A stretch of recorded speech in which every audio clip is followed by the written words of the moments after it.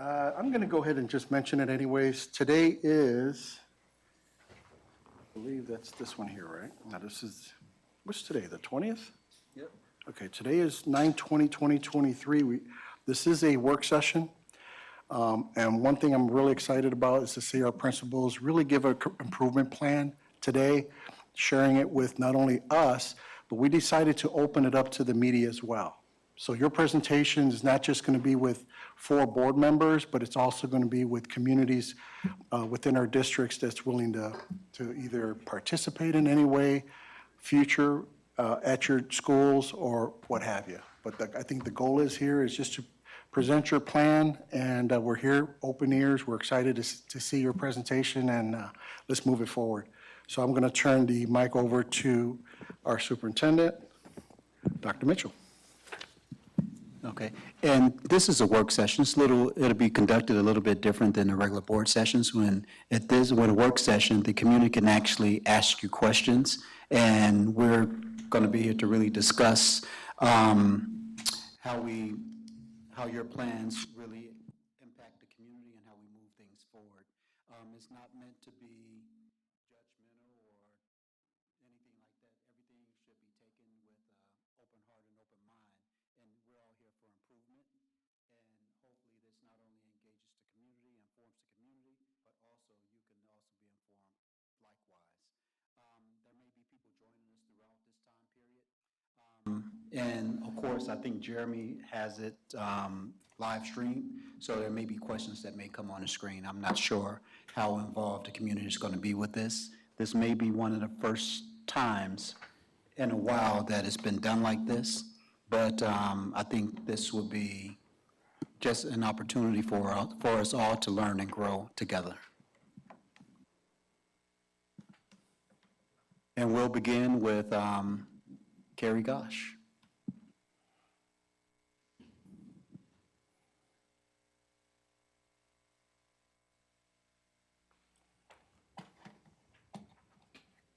Good evening, everyone. My name is Daria Rancifer, and I am the principal of Carrie Gosh Pre-K, located in East Chicago, Indiana, and I'm here to share with you our goals for Carrie Gosh and what we're going to do from this day forward. And first, I'm going to start out by telling you about Carrie Gosh and our August-September goals and our agenda. Carrie Gosh is a pre-K school located in East Chicago. It serves students that are the ages of 3 and 4. The students who are 3, they are a part of a program called First Steps. And the students that are 4, they completed the application and they are a part of our school. In order to be a licensed pre-K school, you must follow the guidelines from the state, and those guidelines are called PTQ, which is called Paths to Quality. So our goal at Carrie Gosh is we're at a level 1 right now, and I need to make sure, and along with my team, that we get to a level 3. So I'm going to explain to you how we're going to get from the level 1 to the level 3 and how we've started in August and September.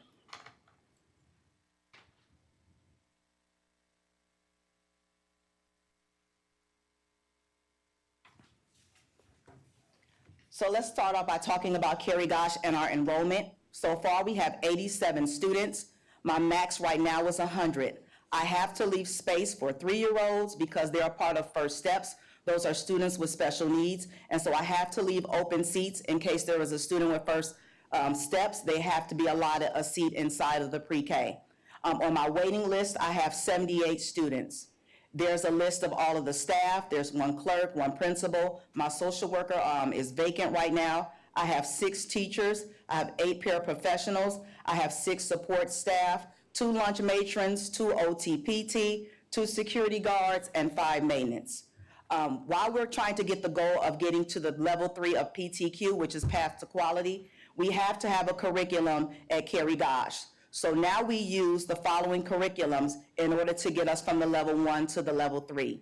We use reading, Ready to Advance. We use writing, Writing Without Tears. We use math, Ready to Advance, and our SEL component is called Conscious Discipline. We also use quarterly report cards that students and parents get, assessing their letters, sounds, numbers, shapes, and I-SPOT assessments, which are required for the state of Indiana. And over to the right, I have some pictures of me and my staff having professional development. located in our library. And I've also done some upkeep and some cleaning inside of Cary Gosh to add some little flavor to make it really look like a preschool. So it's a really warm and inviting place now. Path to Quality. Cary Gosh is a licensed pre-K center, but we're at a level 1. Our goal is to get initially to a level 4. They have a 1 through 4 rating for Path to Quality. I have a Path to Quality mentor, Miss Erica Glenn. We meet every Thursday for 1 hour, and then Miss Glenn gives me homework to work on in order to improve Cary Gosh's letter grade. So the state will come into Cary Gosh twice a year. They'll be coming in 2024. They can come in February, and then they could come again in March. What they're looking for is to see, have we gotten our letter grade up with the Path to Quality? And this is how we're going to do it. So the first week that I got the job at Cary Gosh, I did a building-wide cleanup. I went in on a Saturday and a Sunday, and I just got rid of all of the old stuff from the Cary Gosh Elementary and from West Side. I updated all PTQ requirements. So at Cary Gosh, we have to have the evacuation plan posted. We have to have tornado, fire drill, emergency evacuations. We have to have the students who have allergies, health issues. Everything has to be posted and at the door the moment you come into Cary Gosh in any classroom. So that was the first thing that I did, was update all PTQ throughout all the classrooms in the building. I had a professional development with my staff, which included the Myers-Briggs personality test. Before I put my teachers and paras together, it was important for me to understand their personalities so that they can mesh well together while working in the classroom. We also have mandatory PD for leadership. I have to put in 20 hours outside of work of training that the state requires me through iSprout and Spark training. I also had to update emergency signs that are posted around the building. I have 2 severe students who have a lot of allergies, and so I have to make sure that those postings are throughout the building to keep those students safe. I've updated all restroom signs. A part of PTQ, there must be hand washing procedures located in every single restroom. There must be a safety plan book in case a student is sick with an illness. There must be a PTQ book, which is available to all of you all if you come to Cary Gosh. It is on the front desk of the main office. There's also a Title I book where I put all of the events that we have and we host, any letters, any information sent home to families. That is also located in the main office, along with our evacuation procedures. Cary Gosh in August. So August has been a busy month for Cary Gosh. We started out with the back to school rally at Central High School. We had the convocation at Central High School. I had orientation with the new leadership. I did a Cary Gosh trivia, Cary Gosh history game with the staff. We also had planned training for Writing Without Tears on August the 10th as well. On August the 9th, due to all of the changes with the district, I thought it was fair to let the parents know the changes that had taken place. So I immediately had a parent orientation in my cafeteria with parents so that they know the new hours for Cary Gosh and they know the expectations for Cary Gosh. The parents got to meet all of the staff and the teachers. They got free book bags, school supplies, lunch menus, bus schedules, and we had 39 volunteers sign up for Cary Gosh on that parent orientation night. Between August the 10th and August the 20th, I've held leadership, curriculum, professional development. I've held professional development for the Path to Quality. The SPED team under Tammy Poe has also come to the building to give us professional development. Miss Rita Daniels has come over to Cary Gosh to help me relaunch the Parent Cafe. And then we have Pastor Navarro from One Church, One School, who comes to Cary Gosh every Monday in order to greet the students and the parents. So on the far right, there are a list of things that we have done at Cary Gosh. My parent orientation was on 8/9. We had a Title I night with a Disney theme, all of the staff dressed in Disney, on 8/23. I signed a mobile dentist contract so that the students can see and receive low-cost or no-cost dental work at the school on 8/14. I had signed a contract for memory makers to come to the school on 8/15. I have my parent relaunch of the Parent Cafe with Rita Daniels on 8/30. I also had my volunteer orientation with Sylvia Alvarez inside of the Parent Cafe at Cary Gosh on 8/30. We have conducted 2 fire drills and intruder safety drill, and I've set up my safety team on 8/18. And we also had additional SPED training for those students with first steps who have special needs with OT and PT with Tamara Poe and Keena Hoyle. Carrie Gosh in September. So in September, we started by taking our school yearbook pictures. I think it's important for us to have up-to-date pictures of the students just in case there are emergencies. So Memory Makers came out on 9/8 to take those up-to-date student pictures. I also participated along with my parent and two of her daughters in the Mexican Independence Day Parade.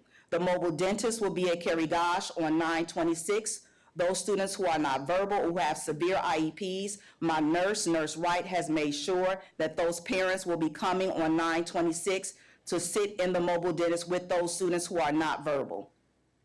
I have my community pastor, Pastor Navarro, who came on Monday in September, and we are also going to be celebrating Hispanic Heritage Week at Carrie Gosh on 9/25 through 9/29. We have completely decorated the entire school with the Hispanic Heritage Week. We have a Hispanic Heritage table when you enter the school where teachers get the books and they trade books and they read stories about the Hispanic heritage with all of the classes. And the goal is to get through 20 books that are on the table, and then they take those books back and we kind of recycle as they go to lunch. We also had another fire drill on 9/15, and we had another intruder drill on 9/18. With Path to Quality, we have to have a fire drill every month. With Path to Quality, I have to have an intruder drill every month. It has to be logged and it has to be posted. So if you stop inside of Carrie Gosh in the main office, all of these events are posted because it has to be public in order for us to get Path to Quality points to go up from that score of 1 to a 4. And the pictures on the right, that's the top parent orientation with Sylvia Alvarez. That's Grandparents' Day to the right, the last two. And then those are some of our students who have grabbed some of those books for Hispanic Heritage Week. The top 2 goals for Carrie Gosh. So here are some things that Carrie Gosh definitely has to improve. We have to increase the licensed teacher ratio. Since we have so many students on the waiting list, it's not that easy to become a teacher at Carrie Gosh. You have to get a TB test. You have to pass a fingerprinting test. You have to go through Identical. You have to take 20 hours of service, PD, before you can actually start in the building. So making sure that we get the teachers up to date and also licensed is going to help out with Carrie Gosh knocking down that wait list. So my goal is to hire licensed or CDA-approved teachers and clear that wait list by November the 1st. I'm going to use the empty classrooms that are at Carrie Gosh to add more gross motor. I'm going to add music. I'm going to add piano classes, dramatic play, a OT-PT room, and a parent resource room. We're also going to add an autism room. Some of those items just got shipped to me, and so we're going to add a room because we have a lot of students with autism, and they need a different approach to learning in that room. So I also have the goal of having the Parent Cafe to be relaunched on October the 1st. My library will soon be renovated, and that will be on the next slide. We're also going to use the second floor of Carrie Gosh as a community space to have partnerships in all of the vacant rooms after school. So Carrie Gosh ends at 2 o'clock. We plan on having community partners come into the building around 3 o'clock to use those leftover rooms and spaces that are available. Something else that I need to improve on is making sure that the Path to Quality safety binder and the teacher binder is completed with all hours by November the 1st. Remember, all teachers have to have 20 hours of Path to Quality professional development in order to make Carrie Gosh go up to the next level. So we're at a level 1. My goal is to get to a level 3. And how am I going to make sure that that happens? I have to make sure, number 1, safety and procedures and CPR and first aid is acquired by every staff member. So even new teachers that we hire, they have to go through the same process. I have to make sure that we have ratio in the classroom and at lunch. When Path to Quality comes in, they count every adult in that building. They count and look at every license. They count and look at every CDA. So we have to make sure that I have the ratio to cover when the state comes in 2024. There's an education rule for Path to Quality. 50% of the teachers have to have at least a bachelor's degree or a CDA, and at Carrie Gosh right now, we have that covered. All of the teachers have a bachelor's degree except 2, and 2 are in school to earn their CDA. We have to have community involvement 3 times per month. So when Path to Quality comes in, they look at my Title I binder, and they want to see how many times have I invited the community into the school. So it would count for my Mexican Independence Day parade, it would count for my Grandparents' Day, and it already counted for my Title I night. So I've already covered the 3 in the first month. I have to have a newsletter or communication with parents with a survey, so I've signed up for Dojo, which is new for me. I also have to maintain the Title I binder that Sylvia Alvarez gave me. And so every event that I have at Carrie Gosh, it must be placed inside of the binder. The binder is public, and it must sit on the counter of the school, so feel free to stop by. The newest thing that we got done is Jeremy Torres came in and helped me make posters for the philosophy and mission and goals in Carrie Gosh. That also adds points for PTQ. So I printed them out, and he made them even bigger on posters. And if you walk into Carrie Gosh, they're posted in the library, they're posted in the main office, and they're also posted by the gym. And then the final thing that I have to do with the goals is to make sure that all of my staff completes the professional development hours. These are classes that are mandated online. They can't be made in the classroom. We actually have to log in to our Spark and our iSprout accounts to get the professional development hours. And we're going to continue to use SEL with our new Director of Social and Emotional Learning, Conscious Discipline. Carrie Gosh Renovations 2023. So Lakeshore Learning is my partner, and they have designed the new library that will be taking place by the end of this year. Hopefully by Thanksgiving, we'll have a brand new library for students and a workspace for teachers. It will be a community library after hours. We're also getting the Parent Cafe and Josie's Closet renovated. I've also added new floor decals for students to know to stop, to go. All teachers have color coding when it's time for arrival, so students have a red line, orange line, yellow line, green line, and blue line to know where they stand. I'm also going to add that sensory autism room, piano lessons room, and an art room. And the newest creation is a data room for tracking students, and we host PD sessions in the data room. We also have a teacher who has created Carrie Gosh gear or Carrie Gosh shirts. And so that's the picture with the blue posters. This is what Jeremy actually blew up for us, and it's in the casing. That's a requirement for Path to Quality for our mission statement and philosophy to be posted. And this is Miss Carrie Gosh. This is who our school was named after. She was a teacher and a principal in East Chicago for over 40 years. She lived to be 98 years old. And I started off with my staff teaching them the history of East Chicago and teaching them the history about Carrie Gosh and her mission. And I hope to continue that as the pre-K principal for 2023, 2024. Thank you.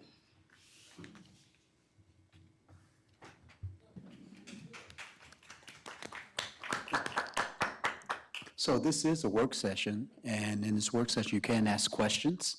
I would say let's go through, maybe you think we should go to 2 or 3 of them, then ask questions, or ask questions right after the end of each one? I think after each session, because if you don't write them down, I know, but not interrupting them as they go. Okay, all right, so we're going to open the floor up for questions for Ms. Rancifer. Back over there, can you hear me? Okay, because they say they can't hear me. But, Ms. Rancifer, So yes, you need a mic. I tell you what, let me. I can go up there. I'm not that old. I'll tell you, it's probably easier if you put a mic in the audience, so just in case somebody wants to see the slides, you can navigate around. Okay. Ms. Ransford, I think you did a great job. And I applaud you for all the stuff that you have set to do. How many people do you have helping you?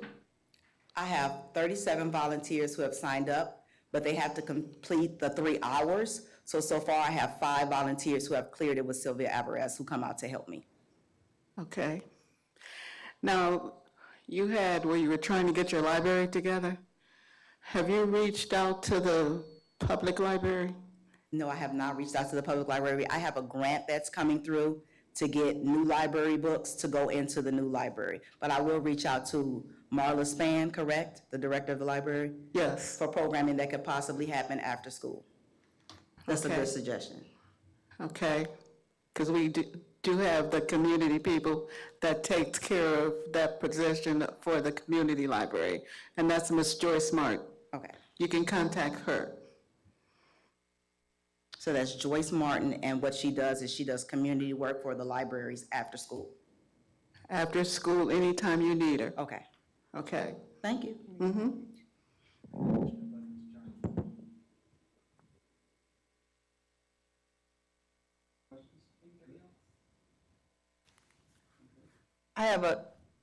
I do. I know you stated that you have to leave a certain amount of spots, so I think you said it was 78 on the wait list, but you have to leave how many spots open? I have to leave the 13 because I can only stop at 100. I have 6 teachers, and I can't cap the class over 20. But those students who are first steps, if they're special needs first steps and they're 3 years old, they have the priority seat before anybody on the waiting list. So we have enough space, though, if we wanted to do more? It's just we have to make sure we have the correct ratio, people with bachelors. Teachers with bachelors, people who pass the identical, people who pass the classes, people with first aid, CPR. So it's not like a regular elementary school where you can just Right. walk in, you got a license. There are certain things that the state says, before you even walk in here and work with children, you have to have all of these things. Really, that background check, that fingerprinting, that first aid CPR, you have to get drug tested. It's a lot more to work at a pre-K than it would be for a traditional school. And is the goal to open up more? I'm Oh, assuming- definitely, the goal is to open up more. It's just the hiring process of getting people who can pass all of those 5 parts before they can start working. And just out of curiosity, I know we're going into the EL program. So me personally, when I first went to school, I was in the bilingual program where my first language was Spanish. So, and I didn't learn English. Well, you don't really learn English. It happens for some people, right? So is that a thought to even do that in the pre-K? I mean, it sounds like a great suggestion, but that teacher has to still go through all of that background check before they can get started. That's the hardest part of running the pre-K with Path to Quality. You have to have the background check. You have to pass identical. You have to have first aid, CPR, suicide training. You have to be able to pass the drug test before you can even work with the children. So if that person can pass all of those elements, and let's say they have an endorsement to be an EL teacher, we can add the EL, but they have to pass the first 5 steps in order to be a part of the staff due to Path to Quality. And then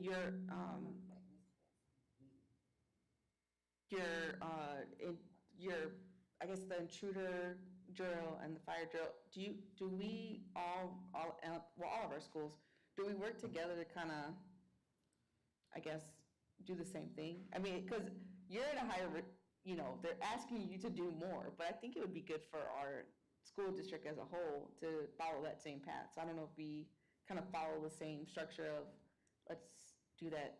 Do you guys all talk about that? Just out of curiosity. So from my previous school, Ms. Hogan, we did everything that I do at Kerry Gosh. Okay. We did the intruder drill, we did the fire drill, but with pre-K, monthly, Path to monthly? Quality, it has to be posted. So hers might not have had to be posted in the elementary building, but at Path to Quality, it must be posted in the main office. It must be tracked. So if PTQ comes in, they should be able to see, when was the last time you had a fire drill? It has to be the time, the date. We all send it in to the district. So when we get done with a fire drill, we all send in the orange form, correct? But my form has to be posted. So even though I send it, it has to be posted with the time and the date and the weather. It cannot ever be taken off the walls. It's the first time I've heard of that. The ID pictures, do parents receive something?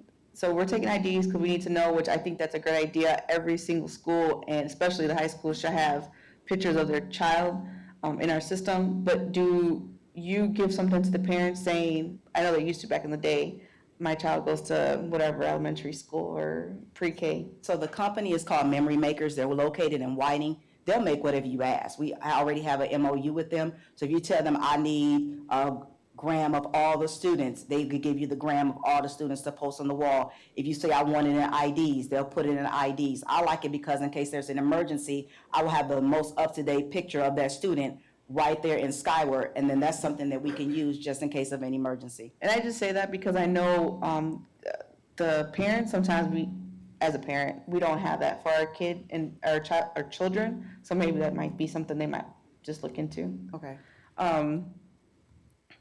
And your philosophy, mission, and goals, is that what's currently on our website, or is that something specific to Carrie Gosh?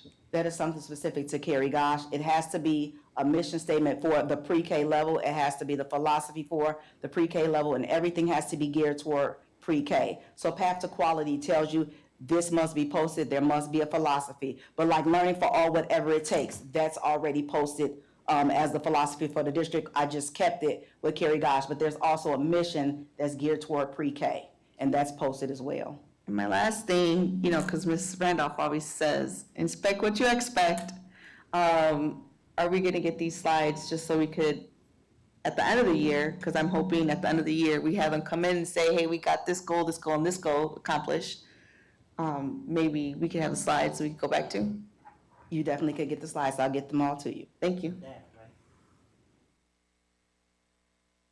And you're free to come over for a visit so you can see all of these pictures actually in motion. So they're posted around the building. That's another Path to Quality. Every picture that you see, it is posted around the building at student eye level. They have to have pictures and images of students working, of teachers working throughout the building. So everything that you see today is posted around the building.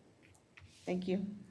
I did have a question also, then I'll turn it over to trustee Gibson King.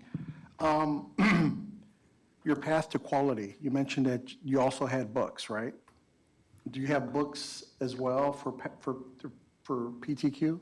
Yes, we have books for PT. We have a And curriculum. those are given to parents, right? as Yes, well? and then the Okay. teachers get training in it. Okay, and then my second question, you mentioned Dojo. What is Dojo? So Dojo is an app that kind of keeps parents informed on what's happening. So I could send a Dojo message saying, hey, we're having mobile dentists on 9/26. Please make sure that you turn in your permission slip. The parent gets the notification to the phone.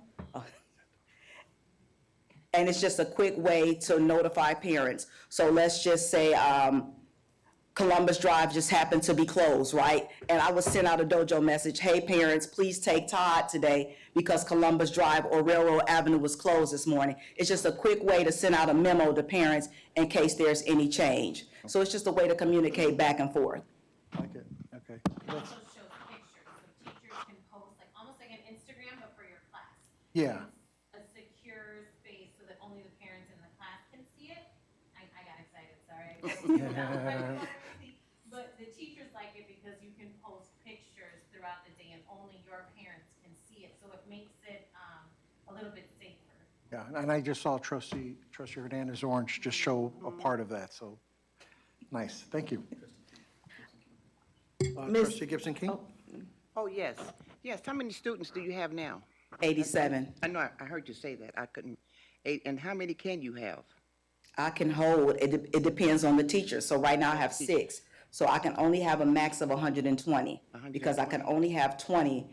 One teacher, 10 students. One teacher, 10 students. The ratio cannot change for any reason because if Path to Quality comes in and I have an 11th child in the room, we get dinged and that number goes back down. So you really got to be careful with numbers. Even for lunch, teachers it has to be an even exchange. If somebody calls off, I got 2 building subs.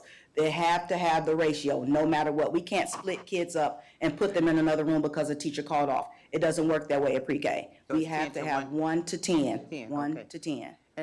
And I heard you mention Mrs. Erica Glenn. So how does she come in? How does she comes in? So Erica Glenn had the school once at a level 4. Right, So she she is did. my mentor because the school that she was at was a level 4. Right. So in order for me to learn how to get to a level 4, you go to the professional who already has the level 4. So she walks me through the process every Thursday. We Zoom or we meet face to face and she says, okay, did you do your homework? Do you have your safety plan? Okay, read it over to me. Okay, you're missing this. Okay, you need to make sure that you have that. Or did you post your intruder drill? Did you post this? She asks me back and forth, and then I go to her for questions just in case I'm not sure because the laws have changed, the rules have changed with COVID, but I just still want to make sure that we're in compliance to get the number back up to where it should be. Ms. Ransford, one more thing. If you happen to get rid of your library books in your library, I know that the city of East Chicago has outdoor little libraries. I'm sure they're looking for books eventually. So you could probably place them in there if needed. And I already talked to Ms. Joyce, Ms. Martin about that coming. So where's the outdoor library? So there's going to be one in every district, and the city will be announcing where park they're going to be at, but there will be one in every district, So it's 6 districts? 6 And districts, there'll be yes. 6 places where we can leave the Yes. donated books left over from our old library? Correct. Correct. That sounds good, because I have a lot of still West Side books that are inappropriate for pre-K that need to kind of be donated. So that's a good suggestion, thank you. Thank you, Ms. Ransford. I do have a question. You mentioned a behavioral study in one of your earlier slides. Your SEL. My SEL, conscious discipline. You want to go a little bit further into that? So conscious discipline is more of, you're going down to the student's level. So let's say a student is having a really rough day, and you see that student come through the door and they're crying. We get a lot of that at the pre-K, especially on a Monday. If they've been going the whole weekend, Mondays are rough. You're gonna have about 2 that are crying. The first thing the teacher's supposed to do with the conscious discipline is talk to the child, but get down to their level. Try to figure out what's going on with the child. Give the child something in their hand.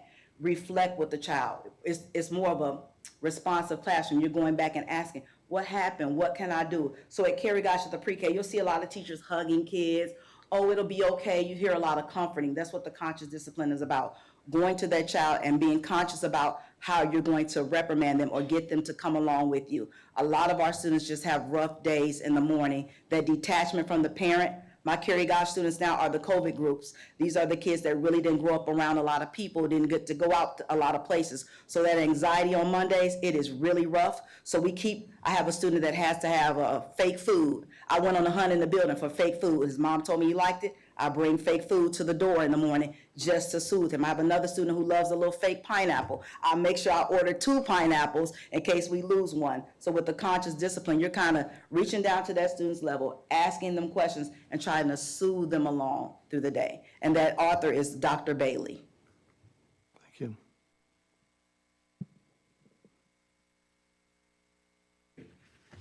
Thank you. Okay, our next presenter is Principal Gonzalez, Lincoln Elementary.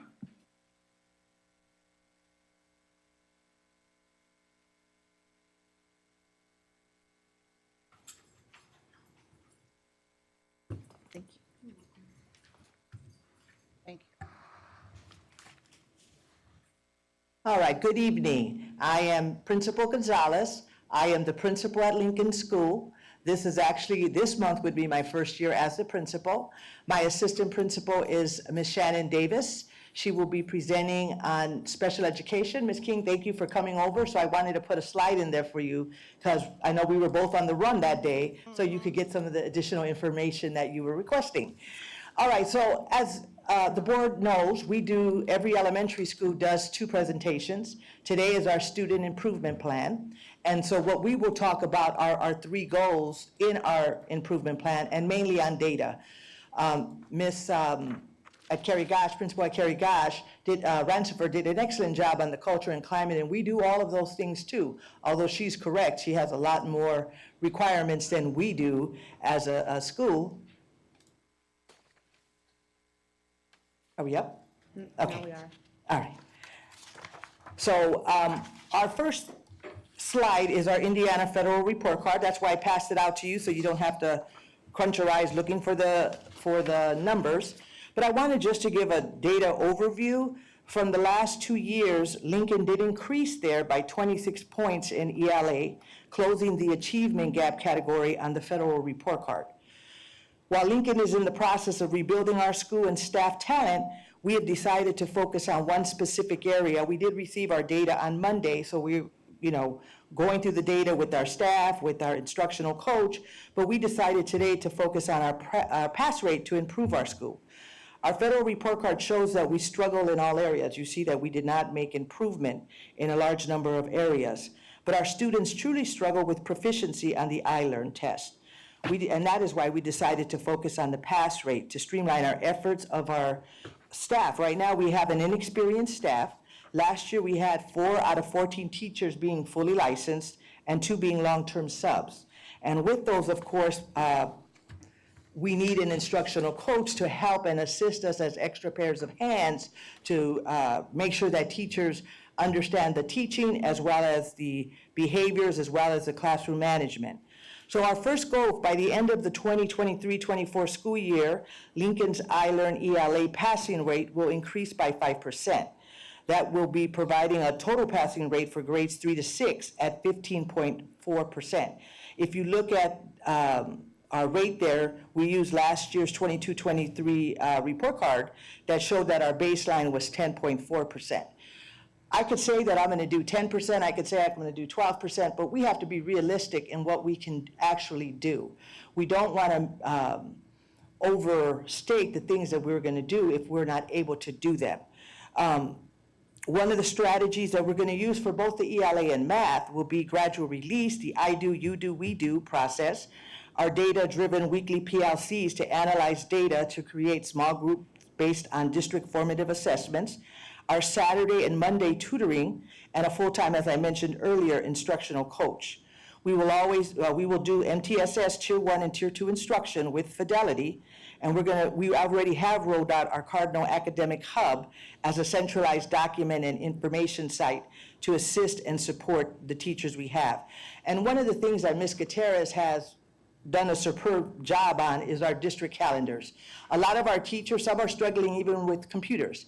And so when we get the district calendars as well as our hub, they just press a link. If they're looking for support on MTSS, if they're looking to support on classroom management, they go to the hub, they look at what's available there, and it's right there for them. So we continue, when they ask us questions, we have that available for them to use. Some of the root causes of our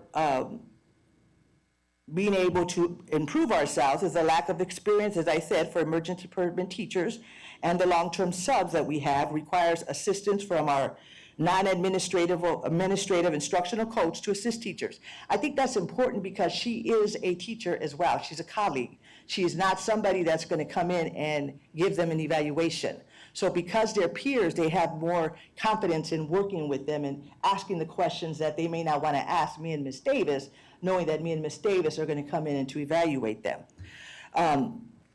They also have some lack of understanding on proper research-based district curriculum and strategies as opposed to just getting on teacher pay teacher that should not be used. We have a reading deficit of our students, and again, in our community at Lincoln School, we have a level of poverty, prevalent poverty in our community. Our goal too, by the end of 22-23 for our iLearn Math, is that we will increase our rate by 5% again to provide a total passing rate for grades 3 to 6 to 21.7%. And we base that on their baseline of 16.7% for the 21-22 report card. Again, the strategies remain the same. We want to stay focused. We want to provide instruction that is easy for our teachers to do, and again, to assess what is going wrong, what is going right, and to make sure that, again, we follow up on these particular things that we're looking at in the data. Our goal number 3 is that Lincoln will implement an MTSS framework for behavior and academic support for Tier 1, Tier 2, and Tier 3 instruction by decreasing student suspension rates by 5%, a 5% increase in student attendance, and a 3% decrease in students testing in the 10% percentile or lower on NWEA. Those would be our students in the red that are really the strugglers in the school that we need to focus on.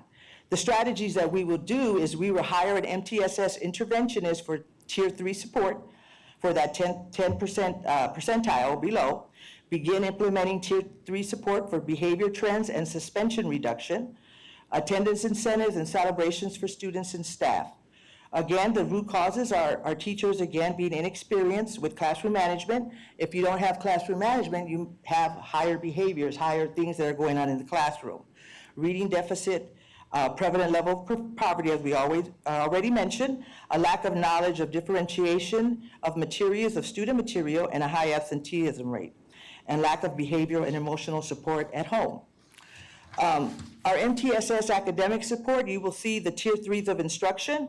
Tier 1 is the, and again, teachers are not understanding this, so when we do our PLCs on a weekly basis, we talk about data, we talk about instruction, we talk about classroom management. One of the things that teachers should do is they have a set time in Tier 1 instruction where they do whole group instruction. So we make sure that we provide them the tools that they need, and then they work on that with, again, the district calendars and formative assessments and all those things provided by us from the district. They move then to Tier 3 instruction, where we do more small group things for struggling learners. We make sure that, again, based on the data that we have discussed with teachers, that here are the groups of students that need to be in Group 1, Group 2, Group 3, or Group 4. And again, for Tier 3 instruction, that's even more intensive. That's usually pulled out, students that are pulled out to get that individualized, that need more instruction. East Chicago students require extra support, so they're given Tier 2 instruction daily to help support their academic growth with Title I funding. Again, Lincoln School is different because we do house, we have now what we call a Lincoln School Special Education Wing. And again, we have that because it's important in our school that we provide that service to the teachers and to the students that we service. And having them there is good because they can help each other support. But I'm gonna let Ms. Davis talk about the special education component in our school. So at Lincoln, we do currently have a total of 288 students enrolled. Of those students, 66 of them are identified with having an IEP. So that means they have some type of disability or a speech disability. 30 of the 66 students, 31 of them are part of our applied skills program. So we have that program K to 6. We house all of K to 6 for East Chicago at our building for our applied skills program. So these students are students that have severe nonverbal autism, or they are moderately or severely intellectually disabled. So they are on a alternative certificate of education. And then we also do have our ED program for the district for our K-6 buildings, and currently there are 4 in the district with us. And then the remaining students of our 66 there's 31, and this is our resource group. So these are our students that receive pull-out or push-in services from a resource teacher. We have it divided between K3 and 4-6. So there are 31 total, but these students are expected to do gen ed, general education curriculum work with support, as well as taking all state testing with accommodations provided based on the IEP as written. And we do house Lincoln's special education pre-K program at our school. We have Miss Terry Johnson at our school, and she does have 13 students. But they are not included in our total count of students in the building because they are still considered under Carrie Gosh. They're just placed and housed at our building. But for our life skills program, we do have a program with, I believe they use it's Y2K, or I believe it's a program called. So it is a program that Ms. Pohl has purchased for them to use in those applied skills program. And I do know that currently she's in the process of getting readable English for those with the resource room to help support them with their reading deficiencies.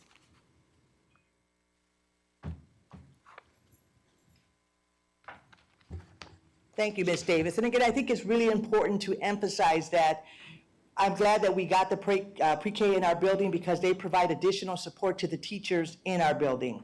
One of the things that happens is when a paraprofessional calls off, we sometimes get a sub and sometimes we don't get a sub. But it's important for us to have the sub there in addition to the teacher because they need the constant support, the constant monitoring of the students because some of the students do have high behaviors. And so that's kind of what we will be looking for in the future if we can, to make sure that when we do have an absence from a paraprofessional, and we don't always get a sub for teachers as well. And that's simply because not everybody can work in the special education department or want to work in the special education department. But we have worked very closely with Ms. Pohl in making sure that we are covering the needs of the students in that area. And again, change happens in the school when there is teamwork from the administrative staff to teachers, to paras, to janitors, to clerks, and the lunch staff. I had a maintenance worker come to me today to show me that a student had been writing on a desk quite a bit. So she goes, I'm not complaining because I have to clean it, but here's what maybe we should provide. And I thought, wow, that's wonderful to hear the maintenance worker tell me, can we get her a whiteboard? So this way she could write on the desk, but she's not writing on the desk, and wipe it up. So again, we have built a culture and climate of support for each other as a staff, again, all the way from our maintenance staff to our cooks, all the way up. So that's, I think, is one of the benefits of being at Lincoln School, is that it is a small school, it is a close-knit school, and we do try to support each other in that way. All of these people help to improve the culture and climate, as I mentioned, of the school building for students. And when changes are made within these groups, you risk losing the chemistry that made it work.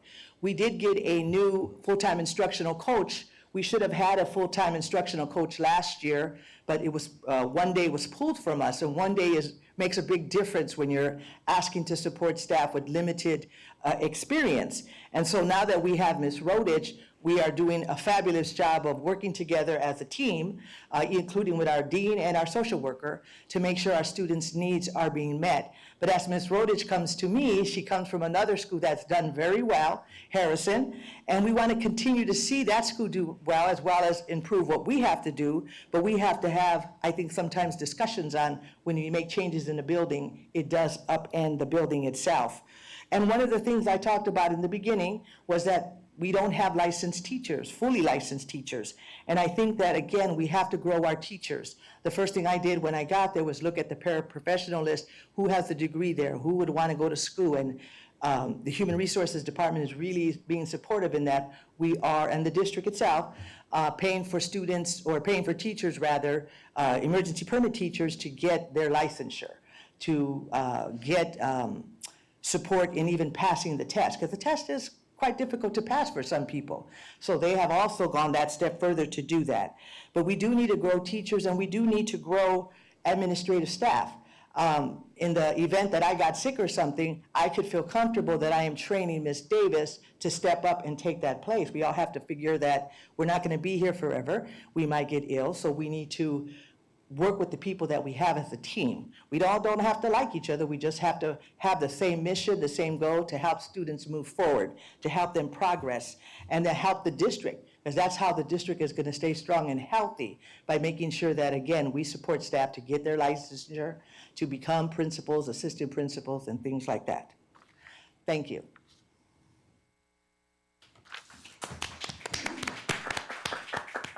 All right, we're going to open the floor up now for questions.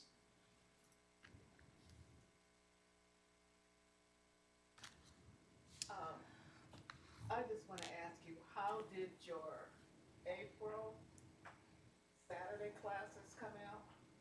Was it in April? Yes, it was April to, late March, April to May. We did well. I mean, and one of the things I kind of did not want to do in the beginning was to have outside teachers to come in. I wanted to, utilize the staff that we had in the building. And so when they did come in, I thought it worked very well. We did have some inside staff as well, but we are still refining that. We are, again, it was only like a month, so a month and a week probably. So now that we have more time for, from now, when we start in September, end of September to December, and then, further into May, we could start seeing what the benefits of that are. One of the things that Ms. Rodich, my instructional coach, suggested that we not just have Saturday and Monday, because Tuesday and Thursday we'll have enrichment courses for the students, like art, like robotics, like Spanish club, so that the students that are doing well in the school can also partake in some of the things that we have at our school. But students that are struggling, if they're in the Saturday school or in tutoring, they will be allowed to go to the enrichment programs as well, because we also want to focus on chess clubs too, just so that, again, they're learning while they're having fun, and yet they're still required to attend, the tutoring Saturday and Monday. So I want to say it went well, but could it go better? Of course. Once we, now have a longer time frame in which we can measure how those students did, then it's going to be, you know, much better for the students when they take testing in the spring. Mentioned Monday, and school is in, so what time would be for them to attend that Monday? Well, right now, last year, we had tutoring after school. So right after school, it's an hour and a half. So that, we already had that back, you know, in last year. We didn't start Saturday school until, like I said, the end of March, but we were doing 4 days of tutoring anyway. But because we have early release on Wednesday, we're staying away from that Wednesday. So that's really Monday, Tuesday, Thursday that we could have tutoring. And because we launched the Saturday school, I think another elementary wants to do the same thing. Ms. Rhodes suggested that, okay, so if you have Saturday, then the kids have a whole week in which they're not going to get tutored. So you might want to add on Saturday and Monday, and then Tuesday and Thursday for the enrichment piece. You're welcome.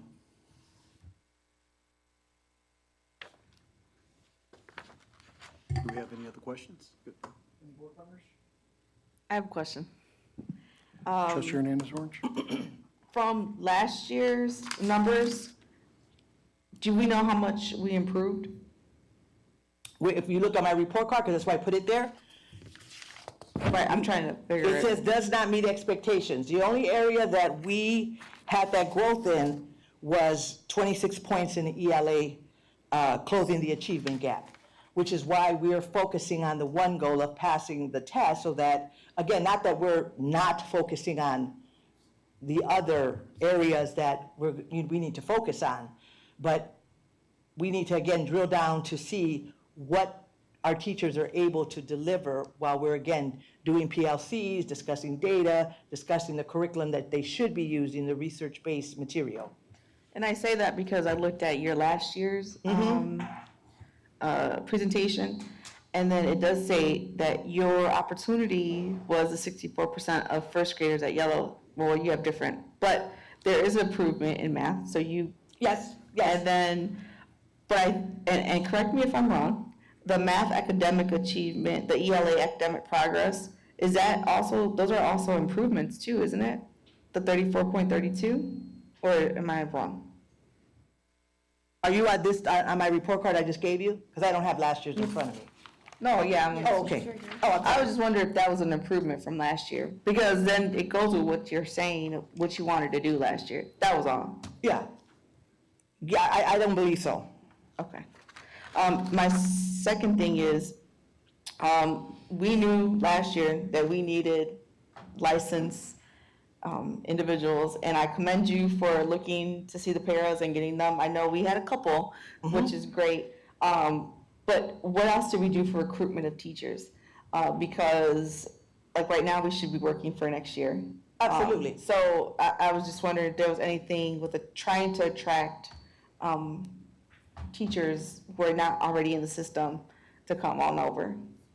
And again, we are doing that. I mean, I have contacts with some of the universities, the Human Resources Department, we're working there as well to try to attract people. But I'm just gonna be honest, it's hard for me to even get subs to come to Lincoln.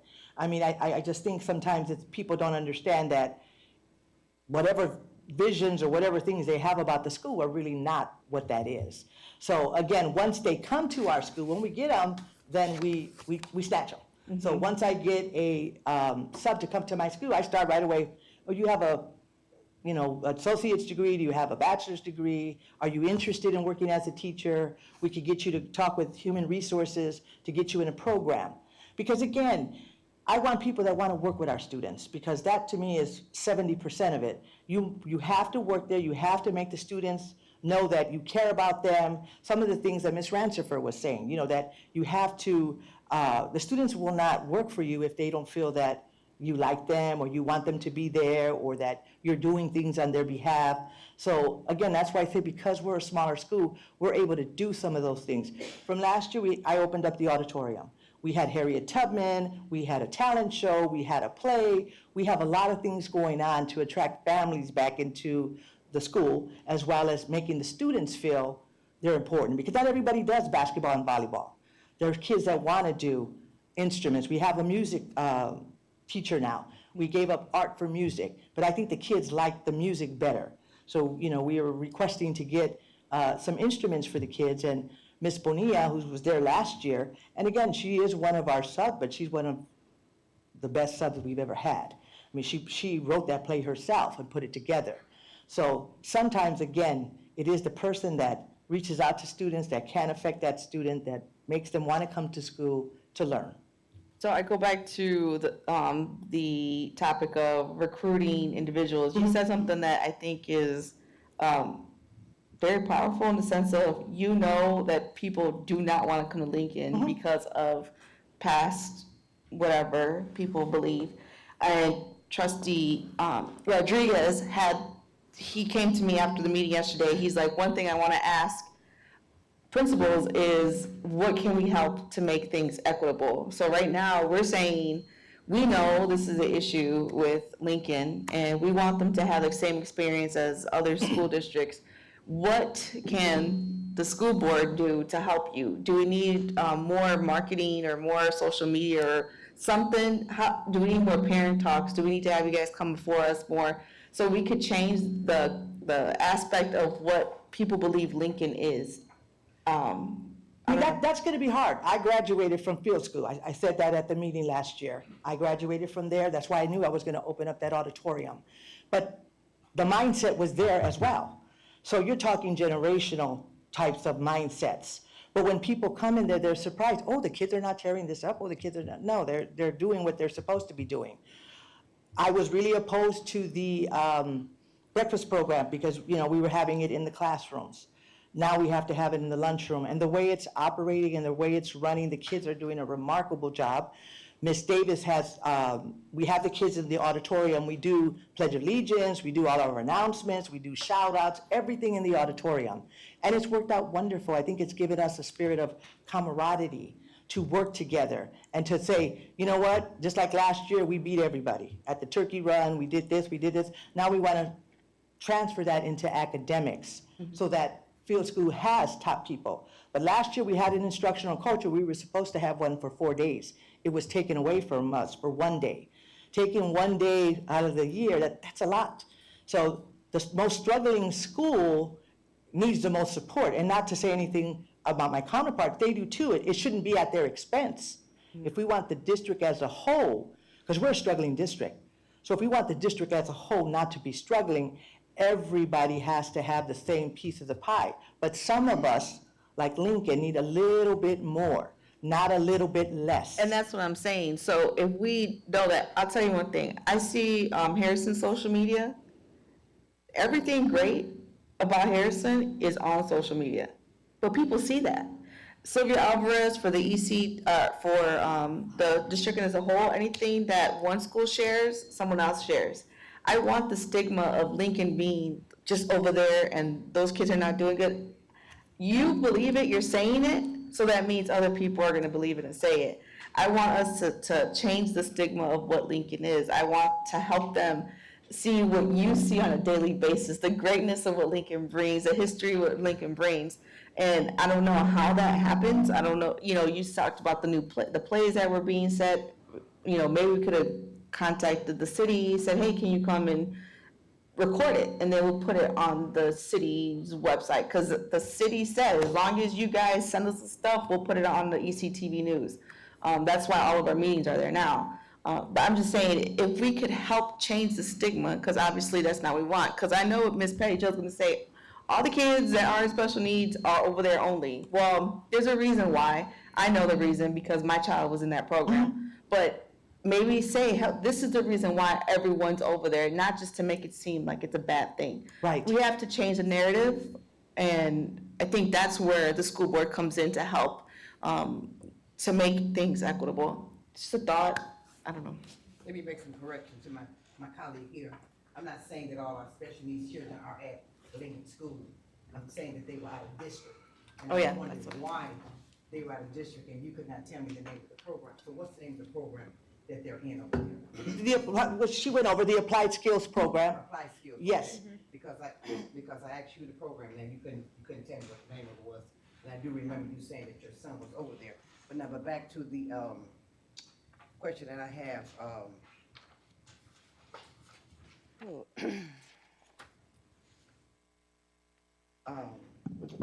preschool, that the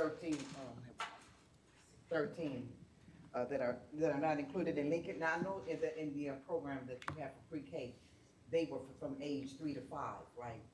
I believe so. Okay, and then, so I know that first steps is 3 years old, then they have to be transitioned out, right? So is that part of why you have some 3 to 5s over there, because they transition out, or? I'm gonna be honest, quite frankly, I was surprised that we got the program, but I'm happy because they do work together. I mean, they're gonna transition right into the same program that they're there. Right. So, again, when they came, we welcome them, but they're on a different schedule. They report their attendance to Carrie Gosh. They don't really report it to us.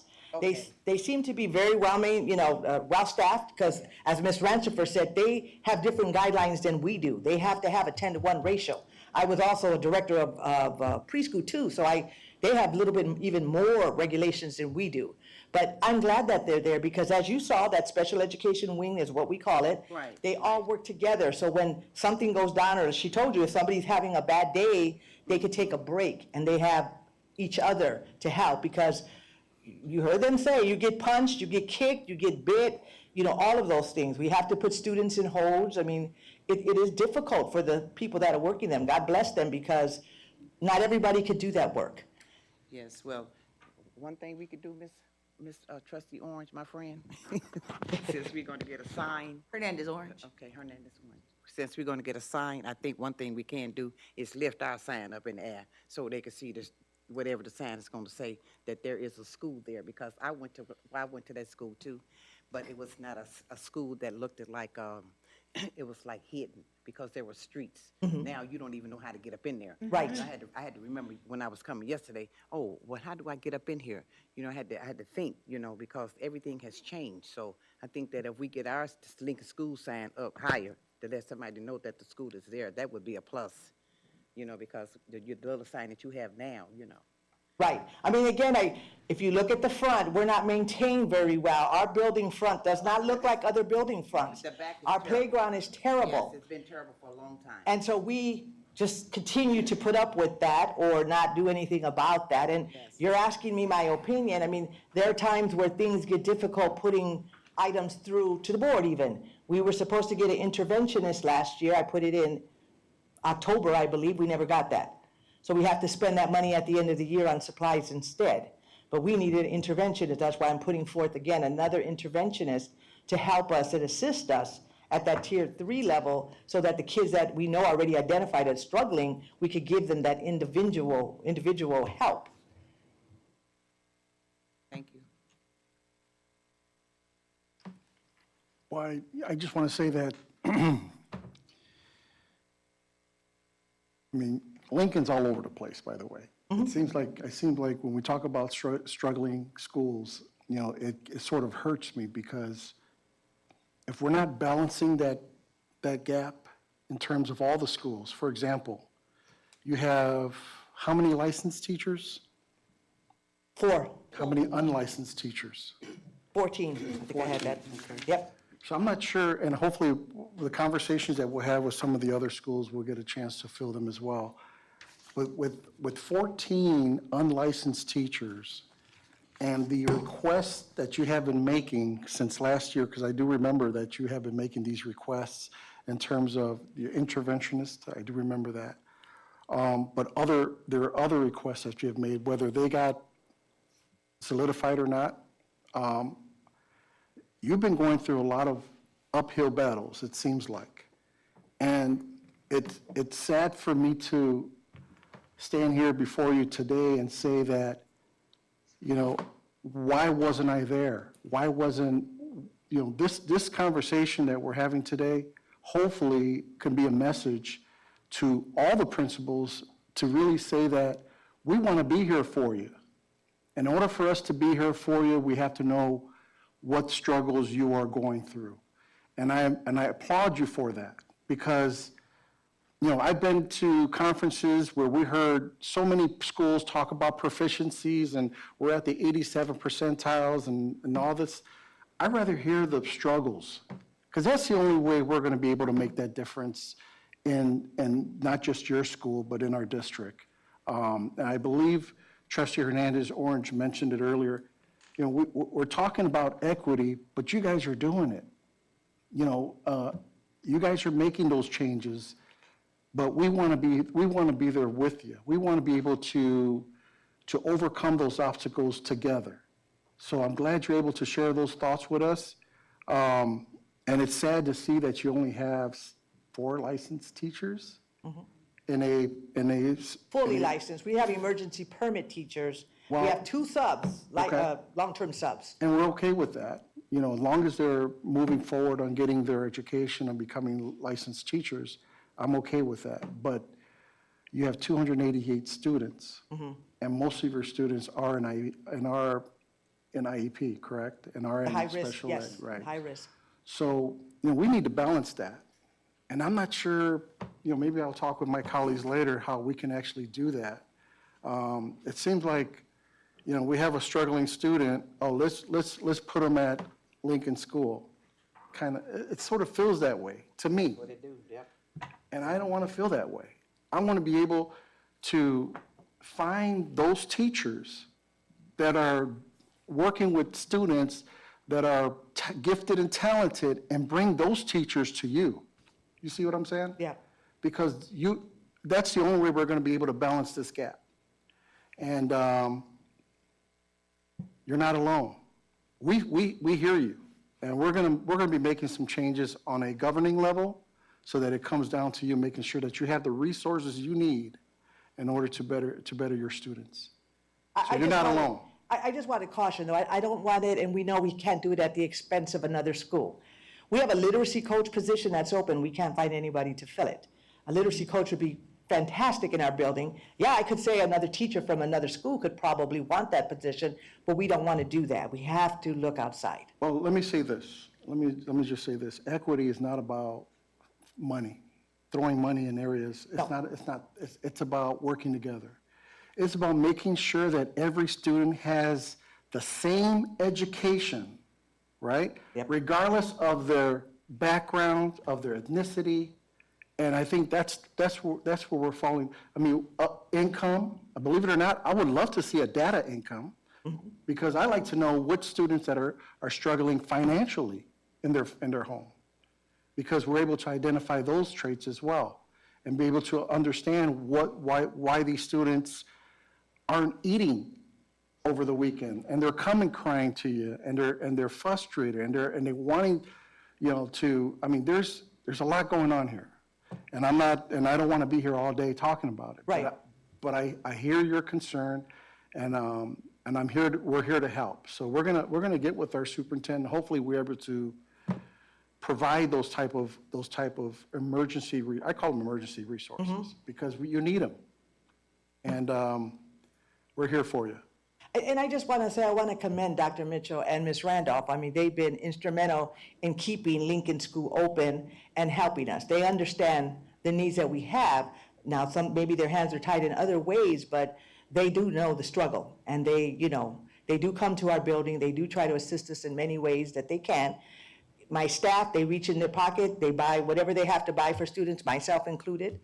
But we're all, again, we're a team. We're a close-knit family there, which is why I was so happy to remain at Lincoln, because I think I was sent there for a purpose. Same thing with Ms. Davis. She might be young, but she's very, very good. I had a chance to have a conversation with her as we were walking in the Mexican parade, but we also hear your struggle, so we're here to help as well. Thank you. Trustee Gomez, anyone else? Ms. Randolph Oh, first. Ms. Randolph, yes. There's a mic right there. Just click the button. Well, you know, Lincoln is near and dear to me. I opened it up last August. August through October, I was there. And there were only 2 regular ed teachers. And they were scrapping to find people. But what I want to say is that we have to be careful. When rumors start, people listen and people flee. And there was a strong rumor that Lincoln was closing. So do we think teachers are going to sit back and say, will they close? Will they not? They're going to move. And all of this was prior to Dr. Mitchell. They made their move because that's what we do. We look out for ourselves. rumor that kids are going from Kerry Gosh back to the home building, so maybe there are parents that made a decision. Teachers made a decision, I'm out of here. Because once rumors start, people react to it. And so I just want to say that at this level, we be very careful and cautious about the things that get started. Because once it's out there, that effect of, okay, gotta make a move, gotta make a move. I have worked in impoverished areas many years, but never opened a building where there were so few resources left. Some of them went to other schools within the district. So how do we allow that if it's gonna stay open? They went to other districts. So sometimes we are our biggest problem. So let's be very careful about rumors starting because people are going to react to those rumors. Thank you. Thank you for that comment. I don't think it was a rumor because they didn't even order a sign for Lincoln, so maybe it was gonna close up until. That's what I was told when I came there, that I was only gonna be there a year. I never said it, So it wasn't no but that's rumor. what I was told. It wasn't a rumor. Like I said, they didn't order a sign, so there was something was gonna happen. Yeah. Within the district itself. But I'd just like to ask Mrs. Padella a question. Weren't you at Lincoln School? I was, I thought so. Thank you. as the assistant. Yeah, I know. I do have a question, a couple questions. Your total enrollment there is 157? My total enrollment is 288. Okay, I'm reading this, okay. That's Um, for iLearn, That's where I learn. so third to Oh. sixth. My apologies. So with that number, you're looking at how many teachers, and I guess what bottom line is, what's your enrollment per class, average enrollment in class? Probably about 22. Okay. And then what about the demographics of your school? Mainly African-American. We have a small group of Hispanic students and some Caucasian, but mainly African-American. Male, female? You know what, I don't have that one. I could get that to you. I don't, off the top of my head, I don't know that. Yeah, when I was a district board member, Lincoln was in my area, and so it sounds like not much has changed in the years. And now being a large member, it makes a difference in, I look at things more globally, and I'm glad you said we can't make changes at Lincoln at the expense of another school. Totally agree with that, so I know the intent here is to find out from, principals, not only what the plan is, but also, I've said from the very beginning of this board, since we first became elected board, is, what can we do to help? And I know there's a reporting structure here, but don't feel that, that you're in this alone. The board, we try to work with whomever the superintendent may be, but at the end of the day, really, unfortunately, the change in this seat happens way too often, and the changes in your seats don't happen as often, so you're going through superintendent after superintendent, and even in some degree, some ways, the board changes. But the bottom line is, I guess I want to say is that, we're trying to figure out a way that helps, so not just to hear your plan, but to ask, not just you, but every principal here, how we can help. Thanks.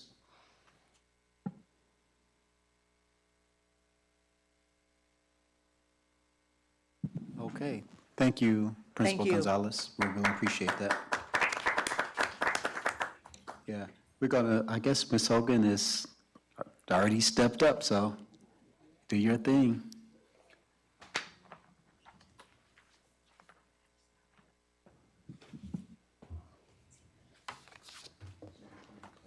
No, I'm passing her stuff out, she'll pass it out. We're trying to expedite things here. Thank you.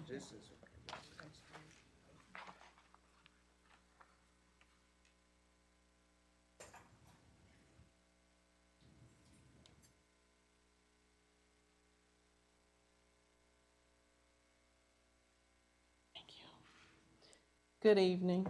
My name is Andrea Hogan. I'm the principal of Washington Elementary. Let me pull this up just a tad bit. And I'm here to present Washington Elementary's plan for continuous improvement. Oops. Linda, can you help me so I don't have to multitask? Thank you. As I stated, I am the principal of Washington Elementary. My assistant principal, you can go to the next one. My assistant principal's name is Jessica Peters. My dean of students is Lauren Sandlin. I have a K-2 literacy coach by the name of Ruthie Bircher, K-6 instructional coach Ava Robinson, truancy officer Ronald Edmonds, and we function with an excellence in education. Washington Elementary's grounded in our core values. Washington Elementary School's core values and beliefs. Our school improvement plan is grounded in living up to our core values and beliefs. We believe that all students can learn. We have a belief that all students can learn if provided the resources and the support needed to be successful. We believe in a safe and orderly environment. We believe that creating a safe and orderly learning environment allows for students and staff to function in a setting that is conducive to learning. And we're data-driven. We believe that data analysis is significant and vital to supporting and servicing the whole child academically, socially, and emotionally. We do a lot of that with our MTSS process and our heavy focus on SEL and character education. Okay, focus area one, number one, proficiency. Our SMART goal. The Washington Elementary staff will collaborate throughout the 2023-2024 school year to implement curriculum maps and increase the staff's capacity to ensure guaranteed and viable curriculum in order to improve student outcomes. Now, these goals will be measured by 9.6% increase in students achieving proficiency in ELA. When we looked at that, we thought to change it because we wanted to reflect what we felt was doable, but then we didn't want to minimize it, so we kept them the same. We want to keep pushing. So we also looked at 9.1% increase in students achieving proficiency in math. How we're going to do it, ensure that all teachers are utilizing the maps. Some of my colleagues have already made mention of the maps. They're beneficial for our teachers to stay on track, to make sure that we address each and every standard that is in alignment, that will prepare our kids to be ready for I Learn, I Read 3, and just to be ready for the world in general. We plan to utilize the process of curriculum PLCs that we hold weekly, utilize proficiency scales and formative assessments to determine individual student mastery of each priority standard, and we implement and follow the Beyond Textbooks curriculum framework with our interventions for our Tier 2, as well as our which is our win time, and interventions that teachers do throughout the day, as well as tutoring. So Ms. Gonzalez, we might be joining you on Saturday. I did put that out there. I do have some teachers that are interested, so I'm hoping that we gain many more. Focus area number 2, growth. A lot of times our kids won't show proficiency, but they will show growth. So throughout the 2023-2024 school year, Washington Elementary will take strategic steps to increase the levels of interdisciplinary learning, critical thinking, student engagement, etc. How will we measure it? 6.7% increase in students achieving adequate growth. We adjusted that part. Initially, we said high growth. Once we started looking at our data, we knew that we could achieve high growth once we get to adequate growth. So we did change that in our SMART goal for growth. 7.0% increase in students achieving adequate growth in math. How we're going to do it? Monitor and discuss student growth through data-driven PLCs, Those take place amongst teachers individually with grade levels, and then it also takes place within our PLCs. Engage in professional learning cycles in order to establish the use of evidence-based instructional routines. An ELA interventionist. I've been blessed to have 2. I'm going back down to 1 now. I am putting a plugger out there that if there is someone that's interested, I would love to have a second interventionist because it supports our students. We're also going to observe teacher instruction to provide teachers with non-evaluative formative feedback on the use of newly learned instructional routines and provide additional supports to our students that are struggling, such as our tutoring, Monday, Tuesday, and Thursday, as well as possibly Saturday, win time, and interventions. We've also been blessed to have One Church, One School. I had 2 people come out to the school today. Miss Pearlie Eatman, so I'm gonna give a shout out to her, and Dina Johnson, both from Zion Missionary Baptist Church, and they came into the building to support our kindergartners today with some wonderful wristbands that Dr. Mitchell purchased. The kids loved it. They loved seeing the guests. They gave out lots and lots of hugs. So I have told them, since they're hugging on you, I need you to come read to my babies. We may need some extra support when it comes to, I have 6th graders that don't know multiplication facts. So every little bit helps and goes a long way. Student group focus. Washington did not have a student group focus, but we did create a student group focus because as we look at our colleagues and because our students move throughout the district, we know that at this time we may not have it, but at the end of the year we may have it. So we wrote a SMART goal to increase the percentage of students in our SPED and EL student groups who are performing at grade level and demonstrating proficiency of the standards. We'll measure it with 7.9% increase in EL students achieving proficiency in ELA, 8.1 increase in EL students achieving proficiency in math, 10.3% increase in SPED students achieving proficiency in ELA, and 10.8% increase in SPED students achieving proficiency in math. We will also utilize readable English at Washington, so we're hoping that this program does benefit our students. I know that we're also revamping our EL department, and Ms. Medina is providing us with extra programs and supports in that area as well. How we're going to do it. The initiatives detailed in previous goals will act to improve the instructional core and thus enhance the content that is taught. The skilled teachers bring to instruction and the level of student engagement for our lowest achieving students.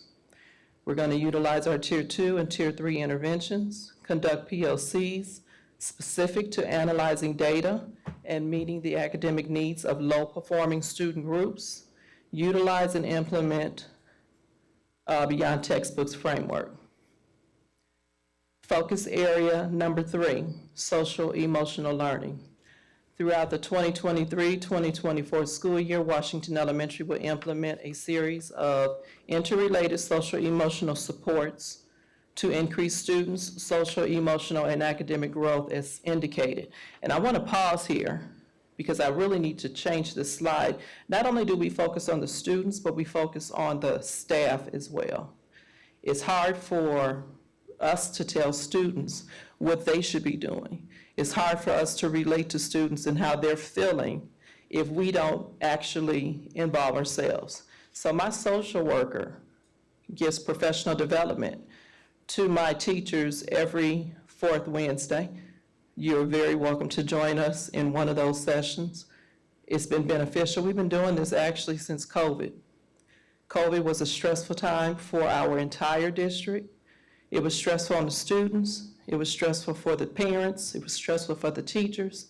And just having that time to get in touch with our emotional stability, or what sometimes we feel like was a lack of, it benefited us. So we continued this process within the school.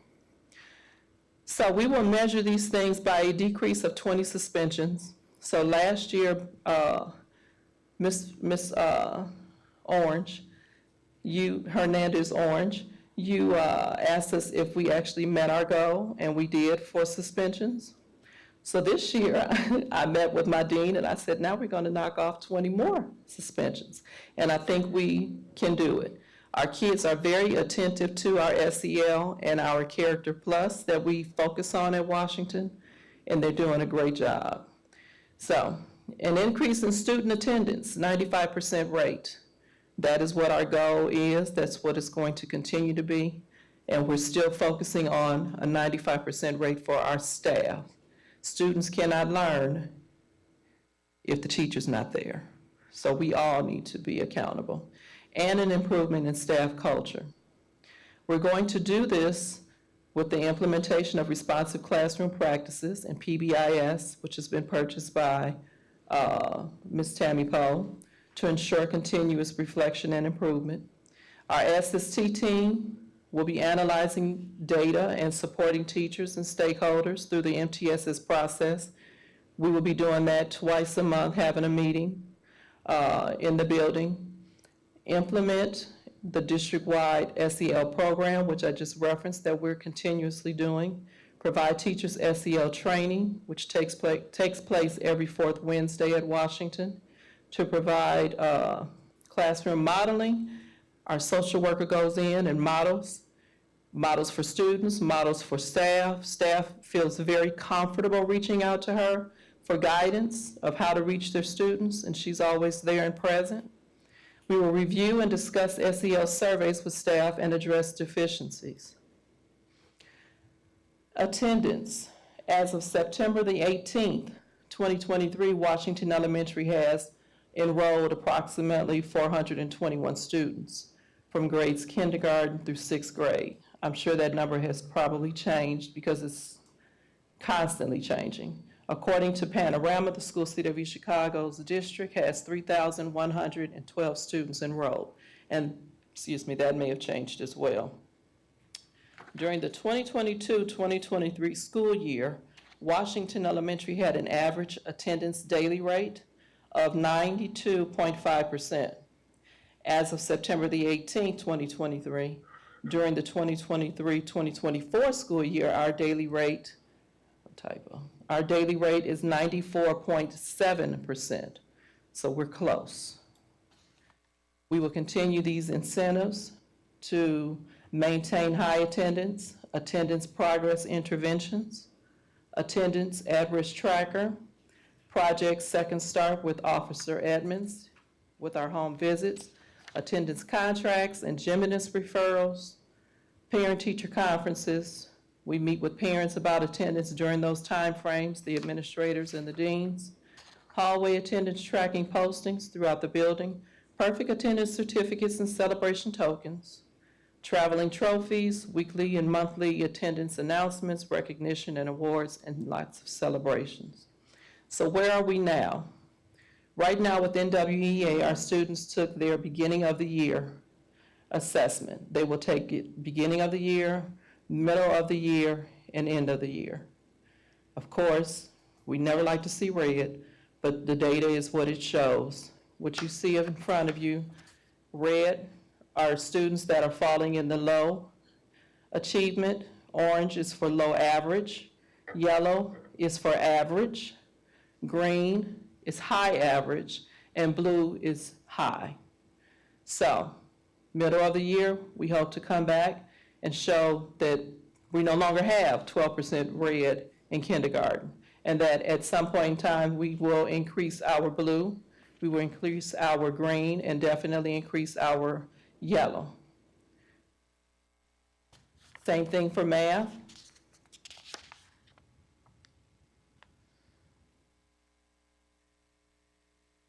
Our federal report card, which is very similar to Lincoln Elementary's report card. When we looked at where we were functioning in our point system, that middle column is an indicator rating cut score for approaches expectations.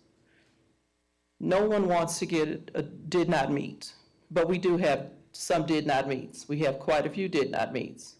but we also strive very hard to get to approaching expectations.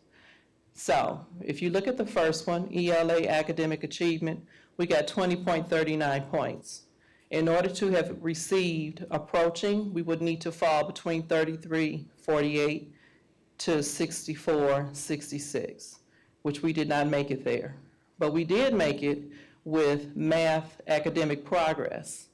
We got 34.66, which fell in between 31.40 and 54.80.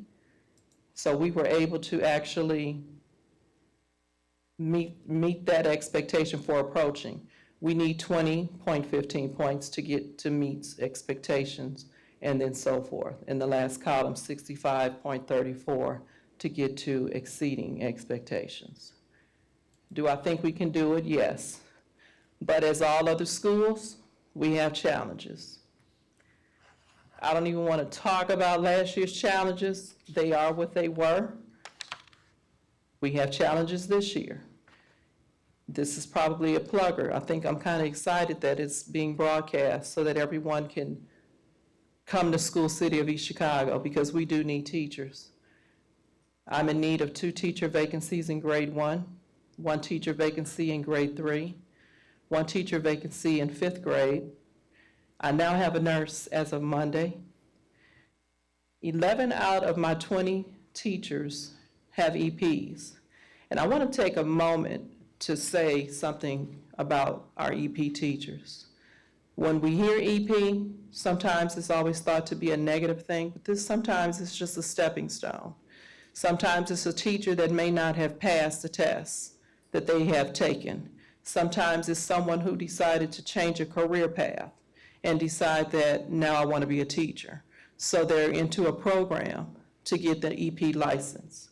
So I do want to put that out there because EP sounds negative sometimes, but our EP teachers work just as hard as our licensed teachers. The expectations for them are just as hard, and sometimes it's a struggle because they don't have the background knowledge that a seasoned teacher or a teacher who went through a program has. I'm in need of 3 paraprofessionals.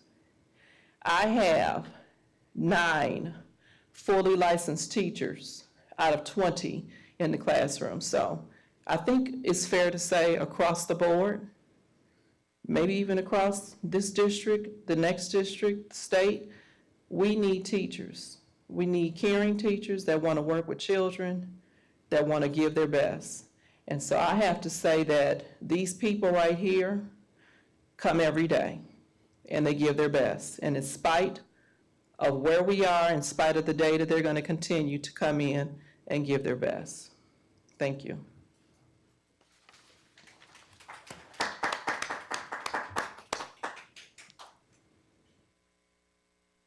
Okay, we're going to open it up for questions now.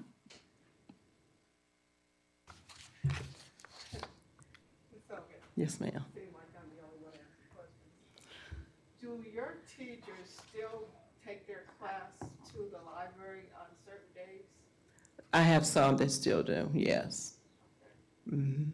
I know when you were going there, they used to do that. They had certain days, a certain classroom would come. I have maybe 2 or 3 teachers that are committed to that for a minute. The library was coming to us, so I'm putting that back out there too, that they're always welcome. They used to come to us every Wednesday to read aloud to the students within the classrooms, which brought them to us. But I do have some teachers that do sign up to take their kids across to the library.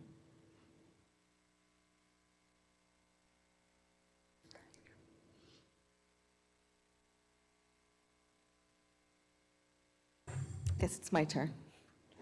Trustee Hernandez Orange.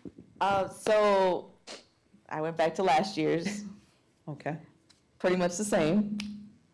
So with that, I guess my question to you is, if we're having the same goals, then do we, usually when you have a goal, you meet it, or where were we at with, I know you gave us some information, but you're saying a 9.6 increase in students achieving proficiency in ELA.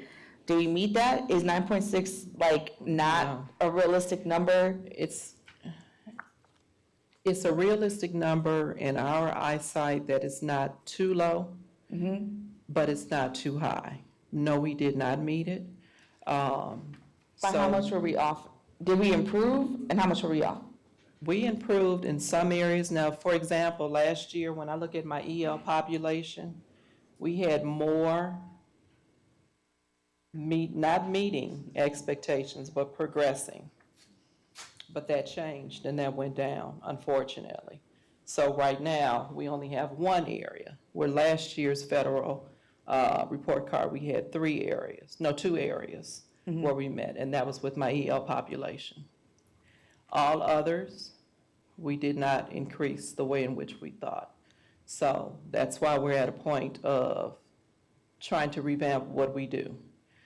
Washington last year had 6 sessions of tutoring. We added a last section at the last minute for IRE 3, because 3rd grade was one of those areas where I was lacking teachers. So I had 6th grade teachers stepping up to tutor 3rd grade students so that we can get smaller groups. We had some struggles getting students into tutoring, getting parents involved with signing their children up. We had the 2 interventionists working with the groups of students, but we didn't see the gains that we needed to see. So this year, some shifts were made, some adjustments were made, stronger people in other areas, with hopes that we'll get a different outcome.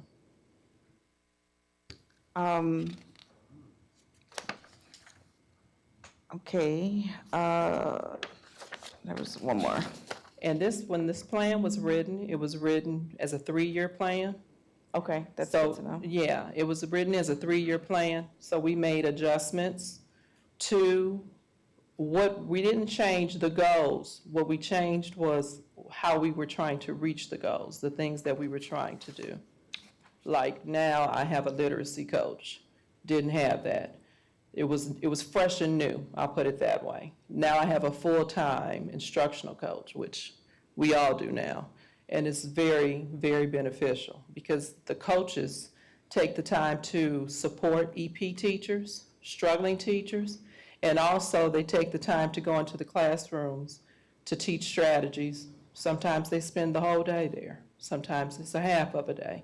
Whatever the teacher needs to be more productive, especially those who don't have that background knowledge, it's been a help, so.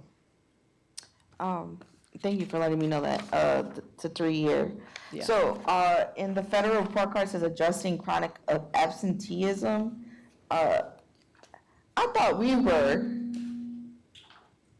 in that 90-something percentile. If the indicator rate is 71 to 83%, from my understanding, the data that we kept getting last year was that all of our schools were.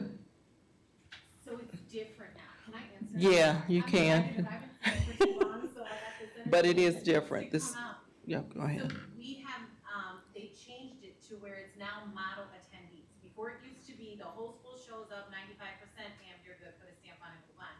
Now it becomes model attendees. What does that mean? So yes, Okay. so the percentage of students that you have that meets this criteria, and it can be, it's outlined by numbers, but it varies. So it could be if I were a student who came in last year and I missed 20 days.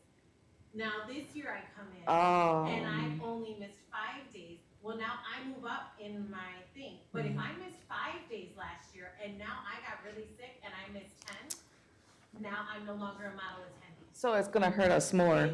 Yeah, and you have to really watch it, and it threw us off guard because we were like, hold on a second, what's going on? We thought we hit this mark, and we had some students, and I'm sure we've had it in every building, some that have chronic illness that Right. are out repeatedly, and whether or not, they have doctor's notes, and some things the state counts, some things they don't. Things we count in our That's truancy program sad. as excused, the state's like, no, you're absent, you're absent.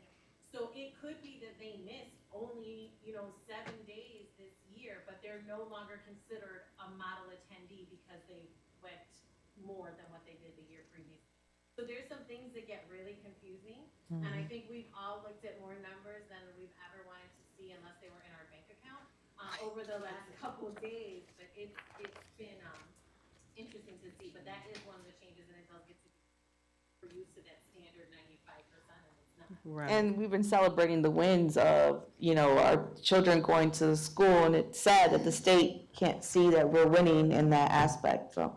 And one positive part is you can now trickle down to see who those kids are.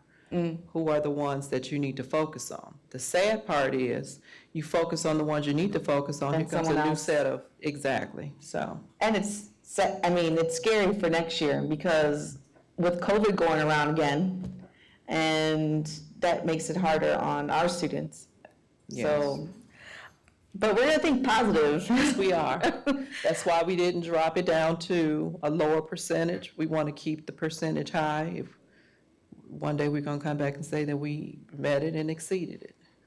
I'm gonna claim that. My last question, so I see from 23 to 24, you had 25 teachers in total, right? And this year we have 20. That's just because of the loss of students, right? Say that one more time. On your document, it says 11 out of 25 EP teachers. So are you saying that 25 are how many teachers you had in the building? Yes, that was a loss of students. I normally have 4 sections each grade level. This year, I have 3 sections each grade level, and unfortunately, I've had to kind of combine in 3rd grade and 5th grade because of a lack of a teacher So did that increase the number of? in the classroom, yeah. Yeah, because I saw that we went down to 20 teachers, so that kind of, I know it affects the Yes. teacher as well as the student. So. And just not for you question, the student count, what was the day for the student count, and do we have a student count? The student count hasn't happened yet. Okay. What's the date? I believe it's October. Dang, it was pushed back. I know huh? it's coming up. Yeah, and so. one That's thing that actually we good talked for us, about- though. Well, that's good for us if we plan for it. I think that we should plan for and prepare for those things. So I know some, the principals, they have some incentives on that particular day, but, you know, with those incentives, I still think that's something that we really want to get excited about from a community perspective. I recall one time in the past that there was some type of action on that day that students were pulled out of class, or they were, you know, so we want to make sure that the community is on board with making sure that we have everybody in school on that day. That's an important day, not only for attendance, that's a really important day for funding. And we want to make sure that we have people there. So, again, principals, community, make sure that, that we get our children to school that day, and it'll be nice if they would even we will have some celebrations like we did on the first day of school, just to welcome them and say, hey, we need this so that we can continue to strive as a district. Thank you. Is there any other questions from the board or comments? I just want to know how many students do you have at Washington? Approximately 421. And about, I think I have that, about 55 of those students are special education students and 78 are EL students. So, 78 EL? Yes, ma'am. Now, when you say your 55 special needs kids, are these children, what is the, what category are they? Are they the MOs, the LDs? No, it's more LD and speech is involved as well. So, Other health impaired. so wait, I'm trying to get understanding. So the 55 of the children are what? Are they the mildly? They're mild. So these are children that are sitting in gen ed In settings. gen ed settings, okay. In the inclusive setting the majority of the time. Okay. I have a few students that are pulled into the resource setting because they need some additional help. I don't have any MO students at all. I don't have no MOs. What No. about the LDs? The learning disability, the LDs, you have those too? Yes. So they're in this 55? Yes. Okay, I just Because when you say special ed, they don't break it down, which, And then some of these are Category. speech only. say what now? Some of these are speech-only students as well. Oh, really? Okay. Yes.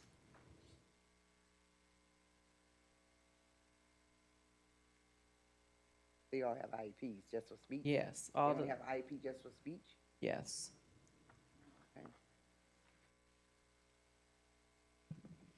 Okay, thank you. You've mentioned in your presentation that the needs, like I'm for sorry, I example. can barely hear you. I'm sorry, you mentioned in your presentation Yeah. the needs that what you're looking for, what you're needing. I think one was like 3 paras, right? are needed. Yes, I have. You're also looking at possibly 9 licensed teachers, Yes. based on your presentation. Is I there have any? 9 licensed teachers out of 20. Correct. I did see that, Yeah. yeah. Is there anything else other than the licensed teachers and paras that you feel that you would need in order to grow, to build your growth? Absolutely. Okay. And I don't know how I missed this, because this is an extremely important individual. They used to be called parent liaisons. Oh, And so I know it's been board approved, but I'm in need of someone that can bring in families, bring in the community, to support our students and to support our teachers. I know, like Liza said, she went to field school. I feel like I went to field school because my aunt taught there, and I was there all the time. I started off as a paraprofessional. So we stayed in the building till wee hours of the morning, putting on plays, dyeing mop bucket heads and all kind of stuff. But it was a joy that we had. That has drastically changed in this district. And it's so heartbreaking because I've been around, I'm not trying to tell my age, but I've been around for some time, and I've seen a drastic change. So I know that community and parent involvement and just collaboration, coming together. We function, like I told Linda the other day, and I'm not gonna say everything that we talked about, but we function in silos. Yeah. We need to be more collaborative with each other. So when I heard it's being said that we need to support Lincoln, we need to make sure that everything is equitable, that's what we need. I think that's gonna help us get back to where we can be.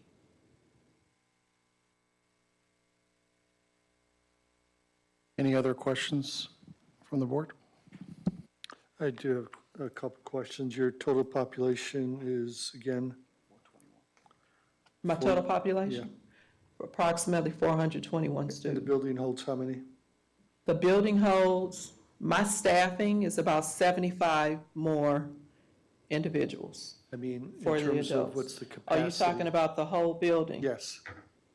I've been at Washington since 2014, and when I went there, I had preschool through 6th grade, and I had approximately 750 That's what I thought. students. Okay. On focus area number 3, you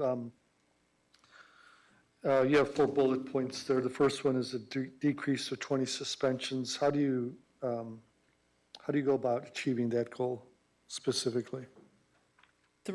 Definitely through our SEL component, our character ed.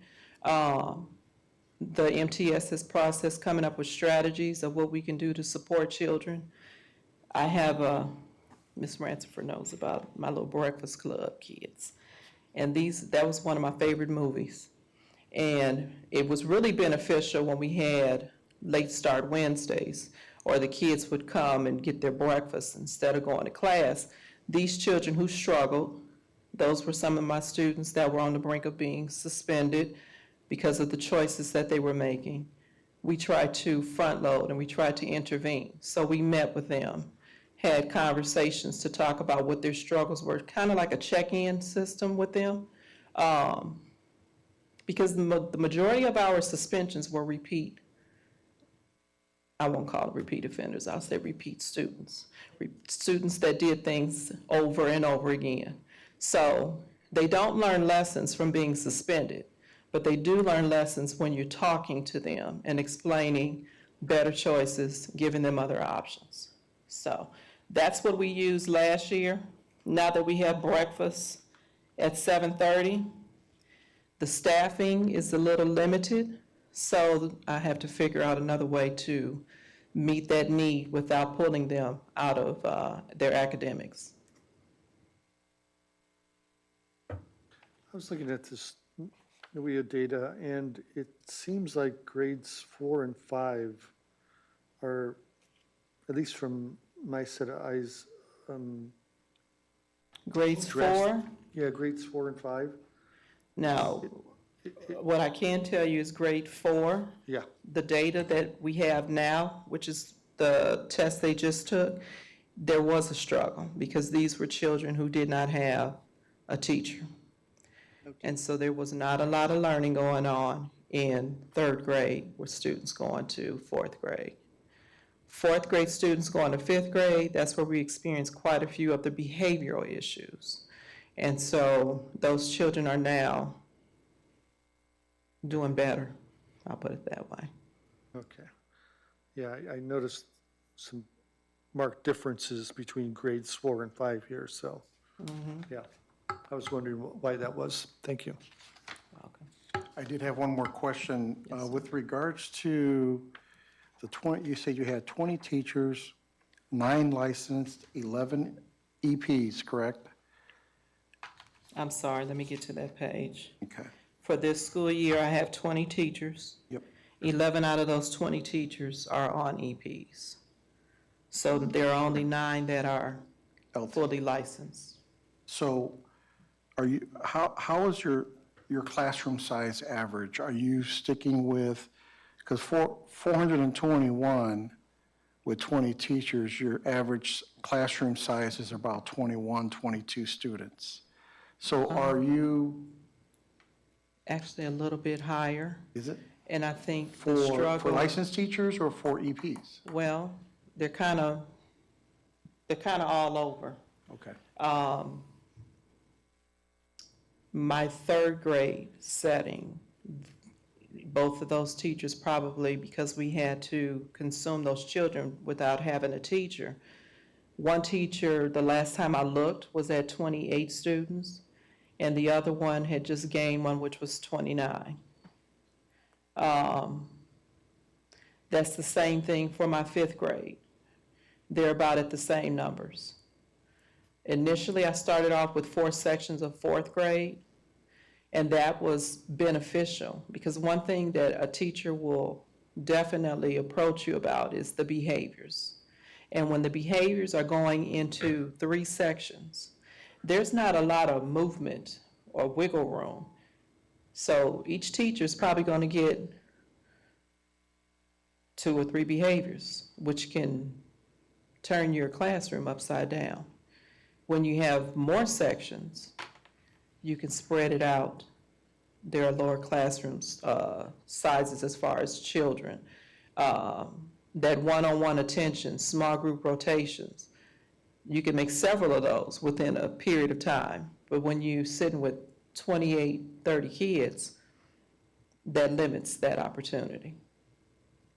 And this is one of the reasons why I brought up paraprofessionals, because during our WIN time, the kids are grouped according to how they perform on their formative assessments.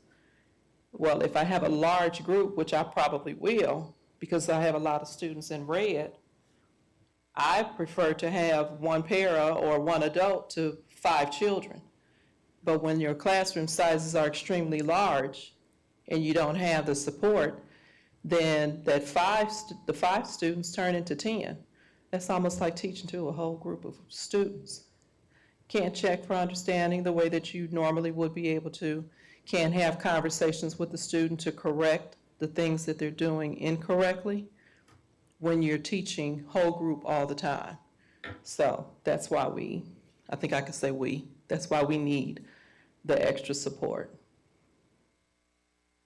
Thank you.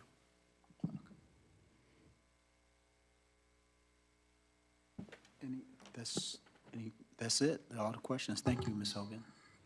We're going to have, is it Ms. Padilla or Mr. Van Vlymen. All right, Van Vlymen.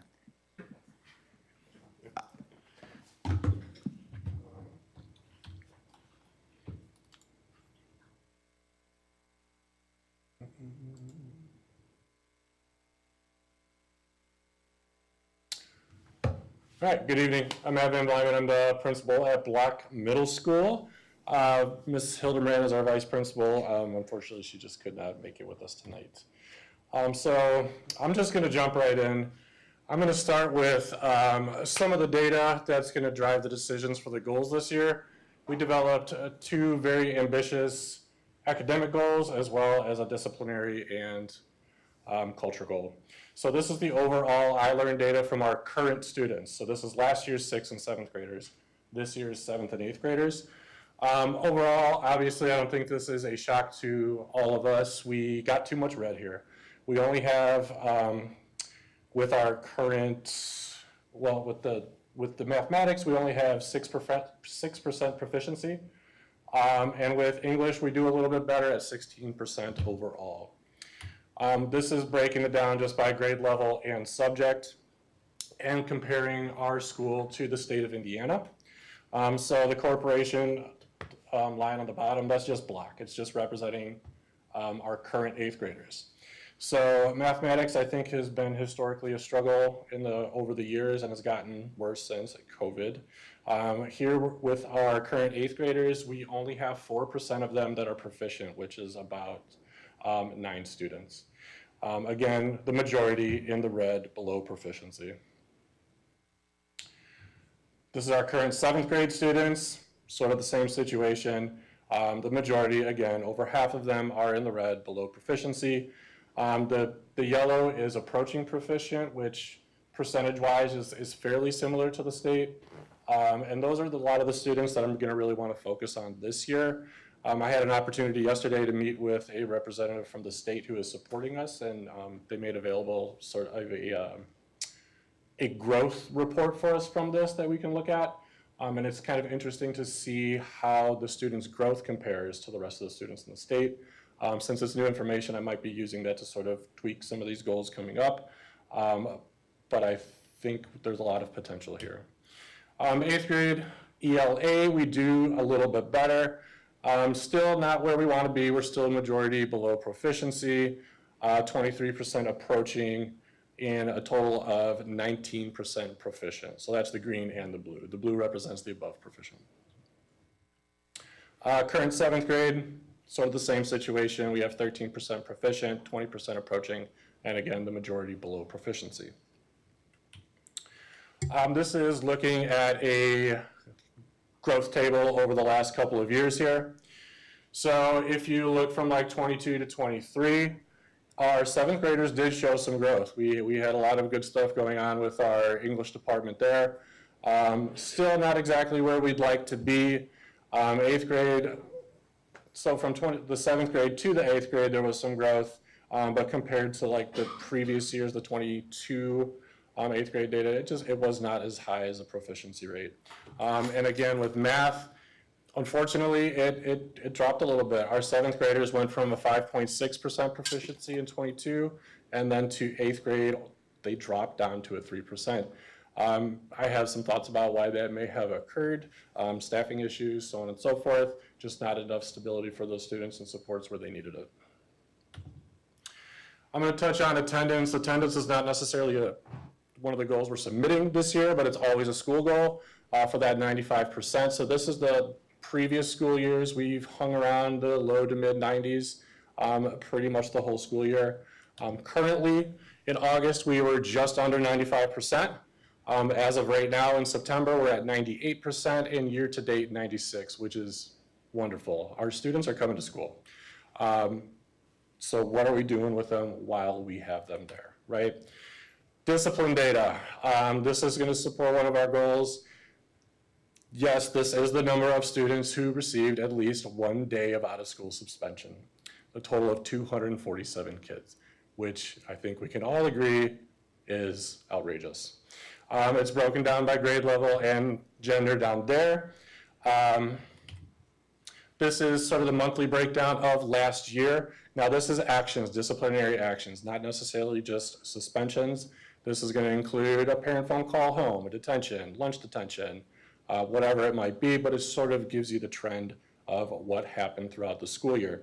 I didn't have a slide for this, but we are currently doing much better than the start of last school year. We have brought our suspensions down drastically.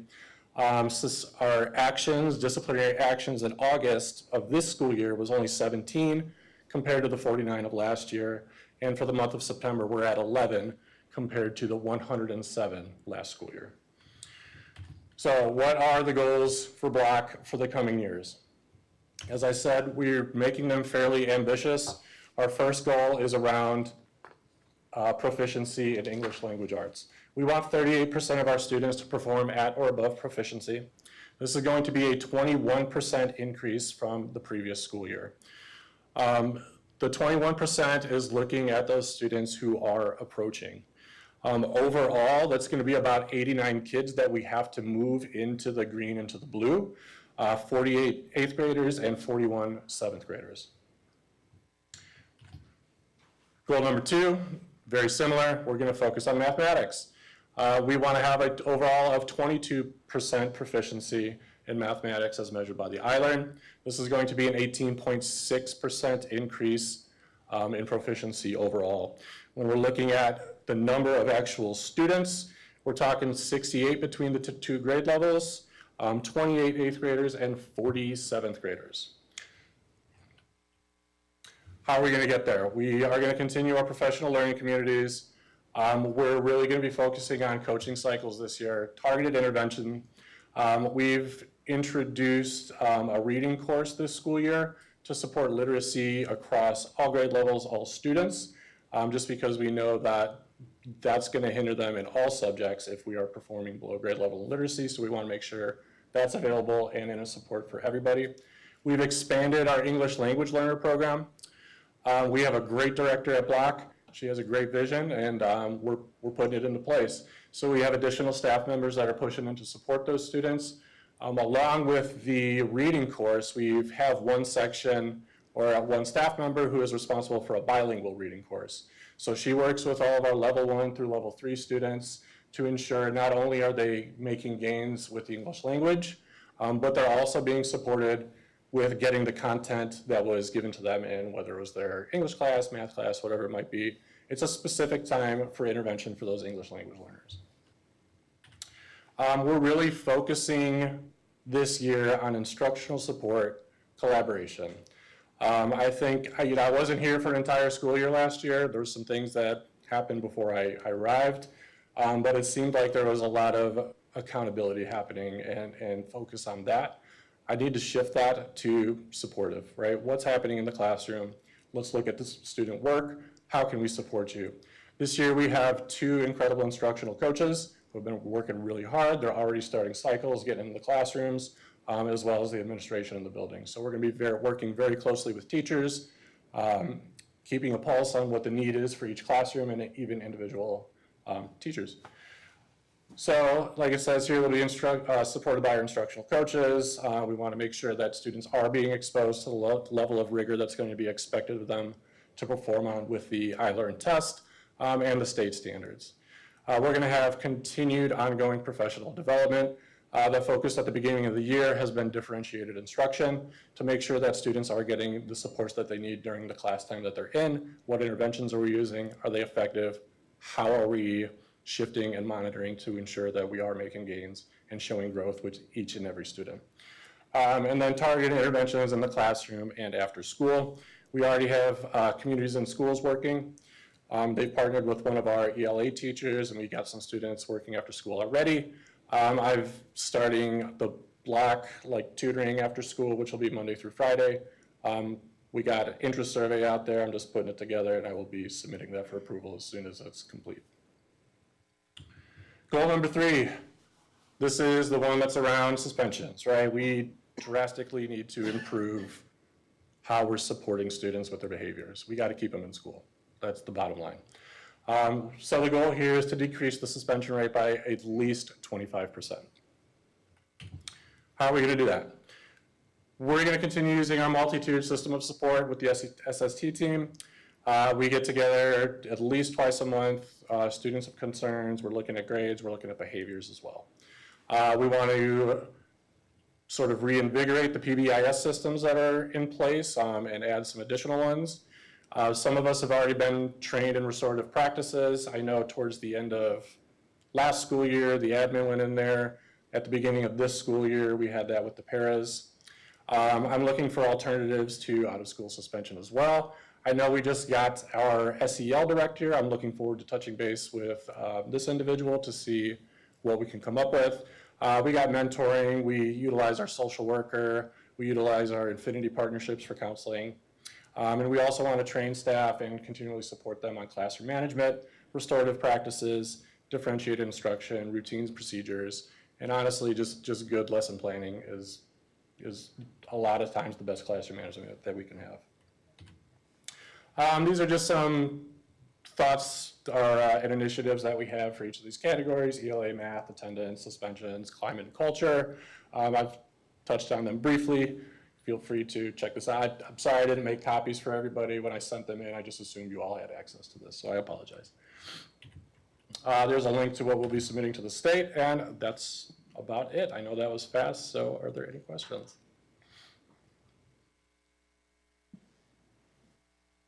Questions? Are there any questions from the board? Yes, I want to know, how many students do you have? How many students do we have at Block? 446. How many social workers? We have one social worker. One social worker? Correct. And licensed teachers? 14 out of the 28, 29, so roughly half of them. You got 14 out of what now? I want to say 28 or 29. I don't have the exact count on me right now, but roughly half. The other half are EPs or long-term subs. So we just, as you've heard from everybody else here, we do have some vacancies. We do have a need for qualified people. Well, I just want you to give me a copy of the presentation when you get a chance, like everybody. Yeah, I can send it over to all of you. That's not a problem. So what is your average classroom size per teacher? I try not to go over 28, and I'm not saying that's the norm. Most of our classes are around 20 to 22. The ones that are higher numbers, that's where we're clustering specific students to give them the supports they need. So like some of our level 1 EL students, we try to keep a lot of them together so that we can push in and make sure that they're getting what they need in the gen ed classrooms. And how many teachers you think you will be needing, or how many teachers do you feel that you will need? I mean, because you mentioned vacancies, so. Yeah, we do have some vacancies. We have a recent vacancy in math. We have a reading and a ELA right now. The rest are filled by EPs or licensed teachers. But the vacancies we do have are big ones.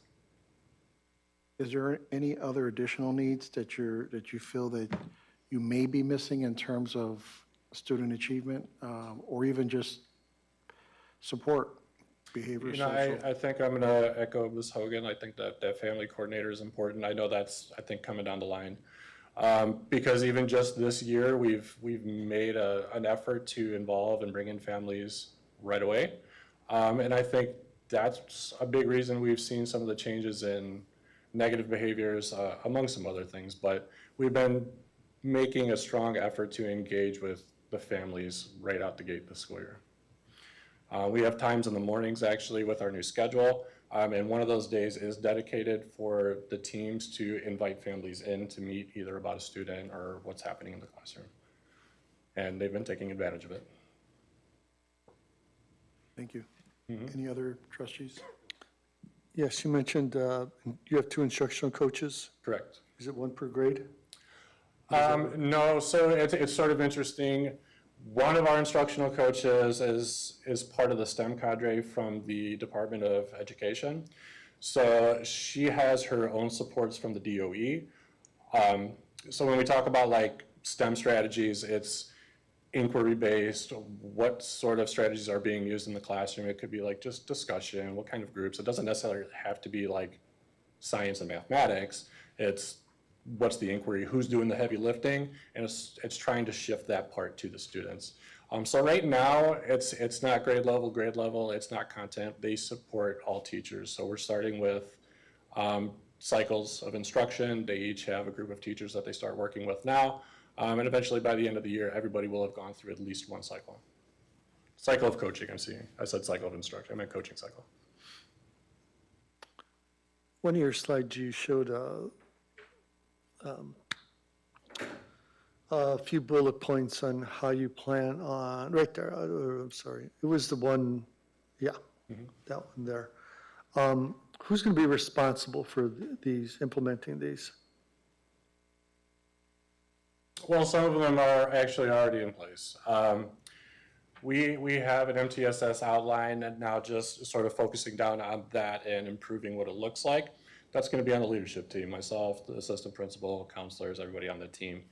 Is there a specific one you were wondering about? Because we're, go ahead. I was just wondering if No, this is no. responsibility laid on teacher's lap or is No, it- I try to be as teacher-friendly as possible. This is why I want to shift the focus to supporting what students and teachers need, right?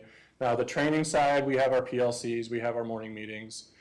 We've partnered with Kim Bradley from Max Results, so she's been coming every other week and starting the conversation around differentiated instruction. We've been doing the ones in between. We have her scheduled out until like the second week of October, I think, to focus on that. Not saying that that's the end of the partnership by any means, but that's just where we're at right now. We have the counselors, we have a social worker.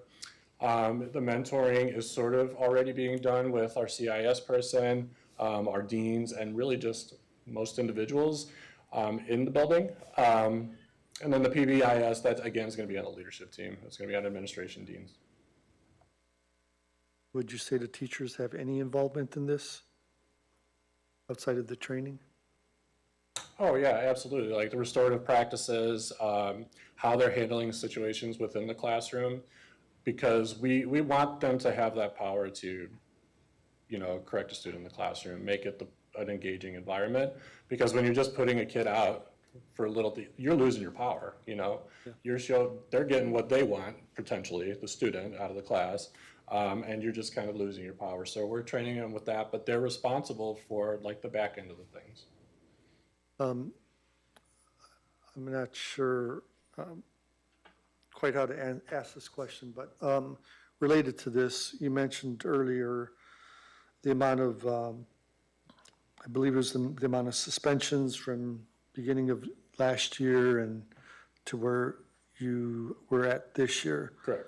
Why the difference in those numbers? Those are pretty significant. It is. Numbers. It is. You know, I wasn't there in August or September of last year, so I can't speak exactly, but I have some thoughts.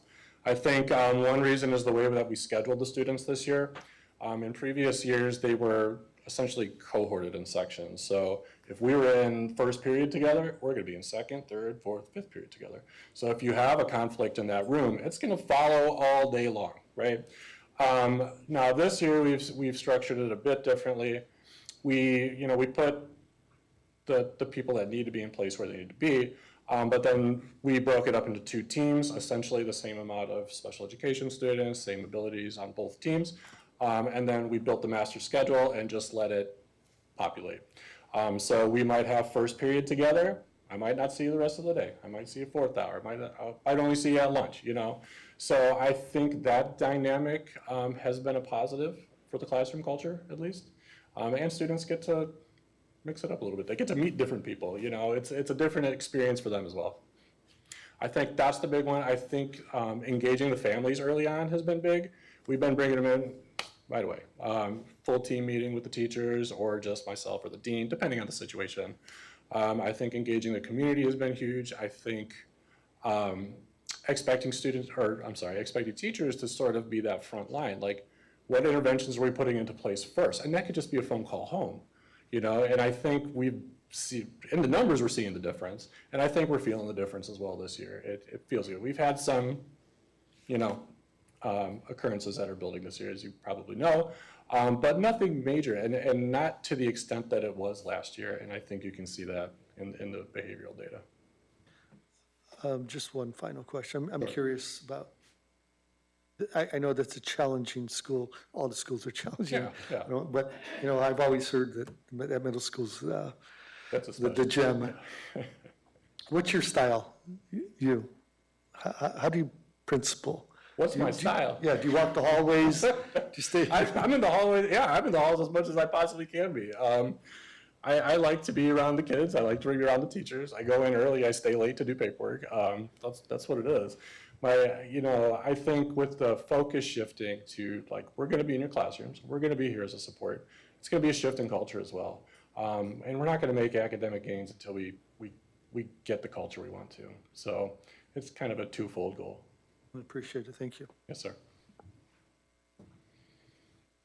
Thank you, Mr. Van Vlymen. All right. Thank you. We save, I guess they say saving the best for last. Hey, that's what I. Or should we say the Grand Marshal? First, oh no, I don't know about all that. That's over. Or do you have to do your pageant wave?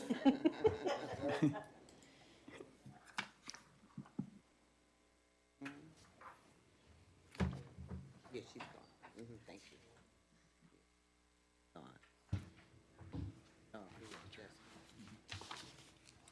All right, so I think you had a lot of the background knowledge given to you, so I'll save you some of that. I do just want to remind you that some of the information that you're going to see is going to be repetitive from previous presentations because it is a 3-year plan that's all kind of laid out. You're also going to notice that there's some numbers that are missing. And I want to be very clear, everybody said we're going to grow 8.4% or 7.2%. I was fortunate enough to have a meeting yesterday with a representative from the Indiana Department of Education, and she brought in some data pieces that I did not have access to yet, and we were able to kind of dig into them and look at them. And so I sent an email to Dr. Mitchell late last night. I said, hey, I had my plan done, but there's some things that I think we need to change and adjust because we did meet some of our goals, which I'm super, super happy about. So we need to adjust those, but I want to look specifically at some of the growth and how we can address that. So I have a meeting scheduled early next week with the Indiana Department of Education again to look at that data, to dig a little bit further, to bring in some teachers and make sure that our goals are exactly what we need. That's one of the things that we're really pushing for this year is to be prescriptive. When we're looking at data and taking that back to our students, how are we prescribing exactly what our subgroups need, exactly what our students need. So we pushed a little bit of a pause button, and I apologize. You guys know that I'm not one to turn in things late or to turn in things incomplete, but I wanted to make sure that you knew those numbers were missing intentionally, and that was the reason why. I'm gonna go ahead and begin with, oh, why is this?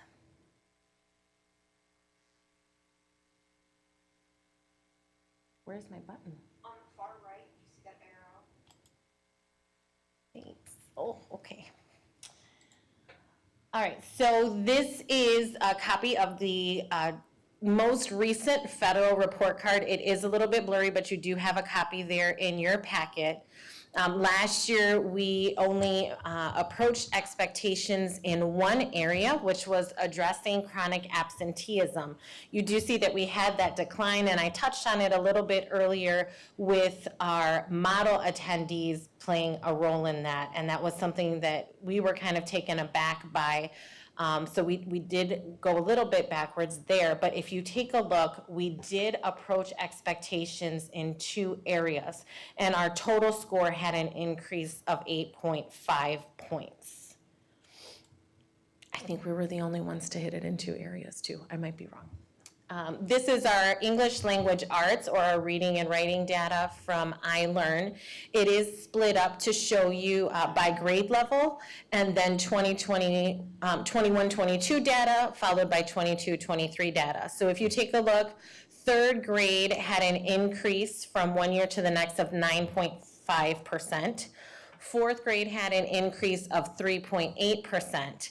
5th grade, unfortunately, had a decrease of 6.5%. So whenever we see something like this, we try and go back and reflect. what exactly happened here? Where did we go wrong? What was the situation? It's called the root cause analysis, right? When we're doing these plans, we're trying to figure out what went wrong. And when we went back and we looked at the data, we were able to realize that this decrease came because of staffing. And it wasn't that we weren't staffed. One of our teachers was out on maternity leave, and she welcomed a beautiful, beautiful baby girl, but that took away, no fault of her own, 3 months of instruction. And so we had a body in that room, right? But what was the quality of the instruction that was being delivered? It was there, but not as high as what we would have gotten if the classroom teacher were there. And so for that reason, you know, our students had a bit of a decrease. And so I think it's important to highlight that because our teachers are so valuable and their presence is noticed when they are not there, even if it is just for a few months. Sixth grade had an increase of 5%. And now here's where it gets exciting with our math scores. Third grade had an increase of 31.6%. And that does not happen. You may see, you've seen in all of our presentations, 3%, 5%, yay, we're there, 9%. 31.6%. I got goosebumps right now thinking about it, like education nerd over here getting excited, right? Fourth grade had an increase of 9.8%, fifth grade had an increase of 6.8%, and sixth grade had an increase of 15%. So math was where we saw the majority of our growth on iLearn. And then, as I'm sure you remember from Dr. Mitchell's announcement and the things that you may have seen on Facebook, Harrison's third grade was recognized for significant improvement in our scale score for iRead 3. So that was another big success to celebrate.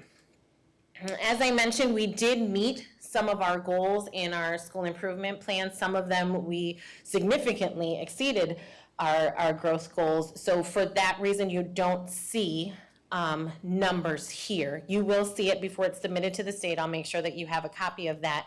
But we have 3 focus areas. Focus area number 1 is proficiency. Focus area number 2 is growth. And focus area number 3 is MTSS and SEL. So a lot of acronyms. I'll go over what they mean. But I think that it's important to mention the things that we have done at Harrison collectively. This isn't just one person, this isn't just one group, this is the entire Harrison family all together. We've written grants in the past 2 years that have totaled over $300,000. We most recently received, and you know because you've approved and accepted the grant, nearly $200,000 for the school improvement grant. And that is in the plan for that, we've set aside funds to build teacher capacity.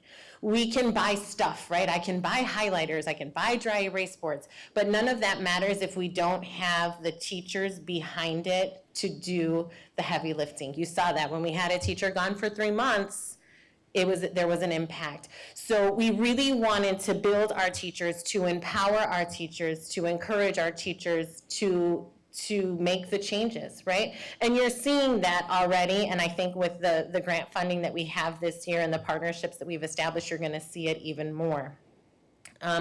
As part of that grant, we've been able to change some of the spaces in our building. One of the things that we studied was the environment as a third teacher. So we know we have classroom teachers, right? We know parents are teacher number 1, but the environment impacts the way that our students learn. Not everybody can sit in a chair all day. You saw me with the wiggles back there sitting for a couple hours. So imagine our students and what that impact of sitting in a desk every day without having the flexibility to move or to think or to partner or to talk. So we're trying to change the environments of our classroom, incorporating more flexible seating, incorporating more spaces for students to have those conversations and to build upon that.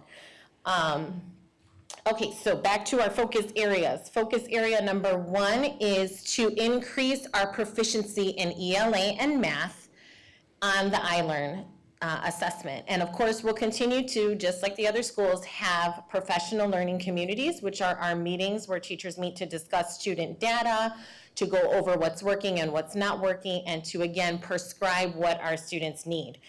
We will also have our systems in place fixing where it needs to be fixed and pushing through where it's already working for intervention. And then we're going to continue with our science of reading. One change that came about this year, and it's affecting us in a lot of ways, we had an instructional leadership team at Harrison. That instructional leadership team consisted of myself, the assistant principal, the science of reading coach, and the instructional coach. We would sit together, make, data-driven decisions and plan prior to meeting with our teachers. And of that team, it's just me left now. So we've had a change in assistant principal and a change in our instructional coach staffing. It is a little bothersome because I feel like when you have a machine that's running, why are we taking parts off of that machine? And it is something, again, that the others touched on. We take from one building to put in another building, and it does hurt what we have going. So that was something that impacted us greatly, was losing the members of our instructional leadership team. Area number 2 is growth. So we will continue to increase our academic growth in ELA and math. And again, when the state came in, we were able to look at some numbers to see exactly how much we were growing. And I was just so proud of the growth that our students have shown. I would love to sit down and drill down. I never thought I was going to be a numbers person. In fact, I don't like them at all. I'm a people person. If you ask me, I don't want to talk numbers. But this past year, looking at our growth, it has really inspired me to dig down more and to have the conversations with our teachers to celebrate the things that are going on. Also, with this growth, we're looking more specifically at our subgroups. So what does our specific special ed subgroup need? What does our EL subgroup need? What do our African American students need? And we're drilling down into those groups to see how we can more specifically support our kids. And a lot of that comes from tricking the kids to making learning fun, right? You've heard about our frog room over the years. Our frog room has been a success because our kids want to go. I don't know what's so exciting about it, but they want to go, right? So this year we're looking at doing readable English, which is going to be targeted 3 through 6. And we have a small room on our 3rd floor that we're going to call the Penthouse Suite to take our students upstairs for intervention to the Penthouse Suite. So the goal is to get them excited about getting there. They're going to an intervention. They're getting a pull-out because, honey, you're struggling with reading. But to make it exciting to go to the Penthouse, to get that little bit of extra, this is where I get to go, you don't get to go there. We're tricking them into making learning more fun. And then our last focus area is student supports. All of this is built around student support and staff and student happiness, right? So we're going to continue to implement our framework that we've got in place already. We have bi-monthly, so every other week, student support team meetings to address our most at-risk students. This can be a student with an attendance problem, a student with an academic issue, a student with a behavioral issue. We call all of the team together to make informed decisions on how we can best support the needs of our students, or maybe it's even the needs of our families. We also, again, here addressing the targeted needs of our subgroups. We have SEL built into our schedules, and we're making sure that we're utilizing that. And then we're putting in an SEL leadership team to develop a much-needed curriculum focus for SEL, but then to also push out some of the initiatives that we're doing. So we have some exciting things coming up. One of them is the house system. I'll let that be a big announcement because I don't want to spoil that for the kids. But we're also pushing some other exciting things. Our morning announcements have gone live on YouTube. We've been inspired by your board meetings. And our morning announcements are live on YouTube now, just like we had our kids when we presented last year do the little newscast. Our kids do that every morning. They announce our birthdays, they announce our celebrations, they do that live. They even have a blooper reel at the end where they cut out the edits, and that's all done by our digital media club. The kids love seeing each other on the morning announcements instead of just doing it on that old intercom. We also have a book vending machine. We realize that literacy is one of the areas that we need to improve upon. So we are coming up with some initiatives to make reading more exciting.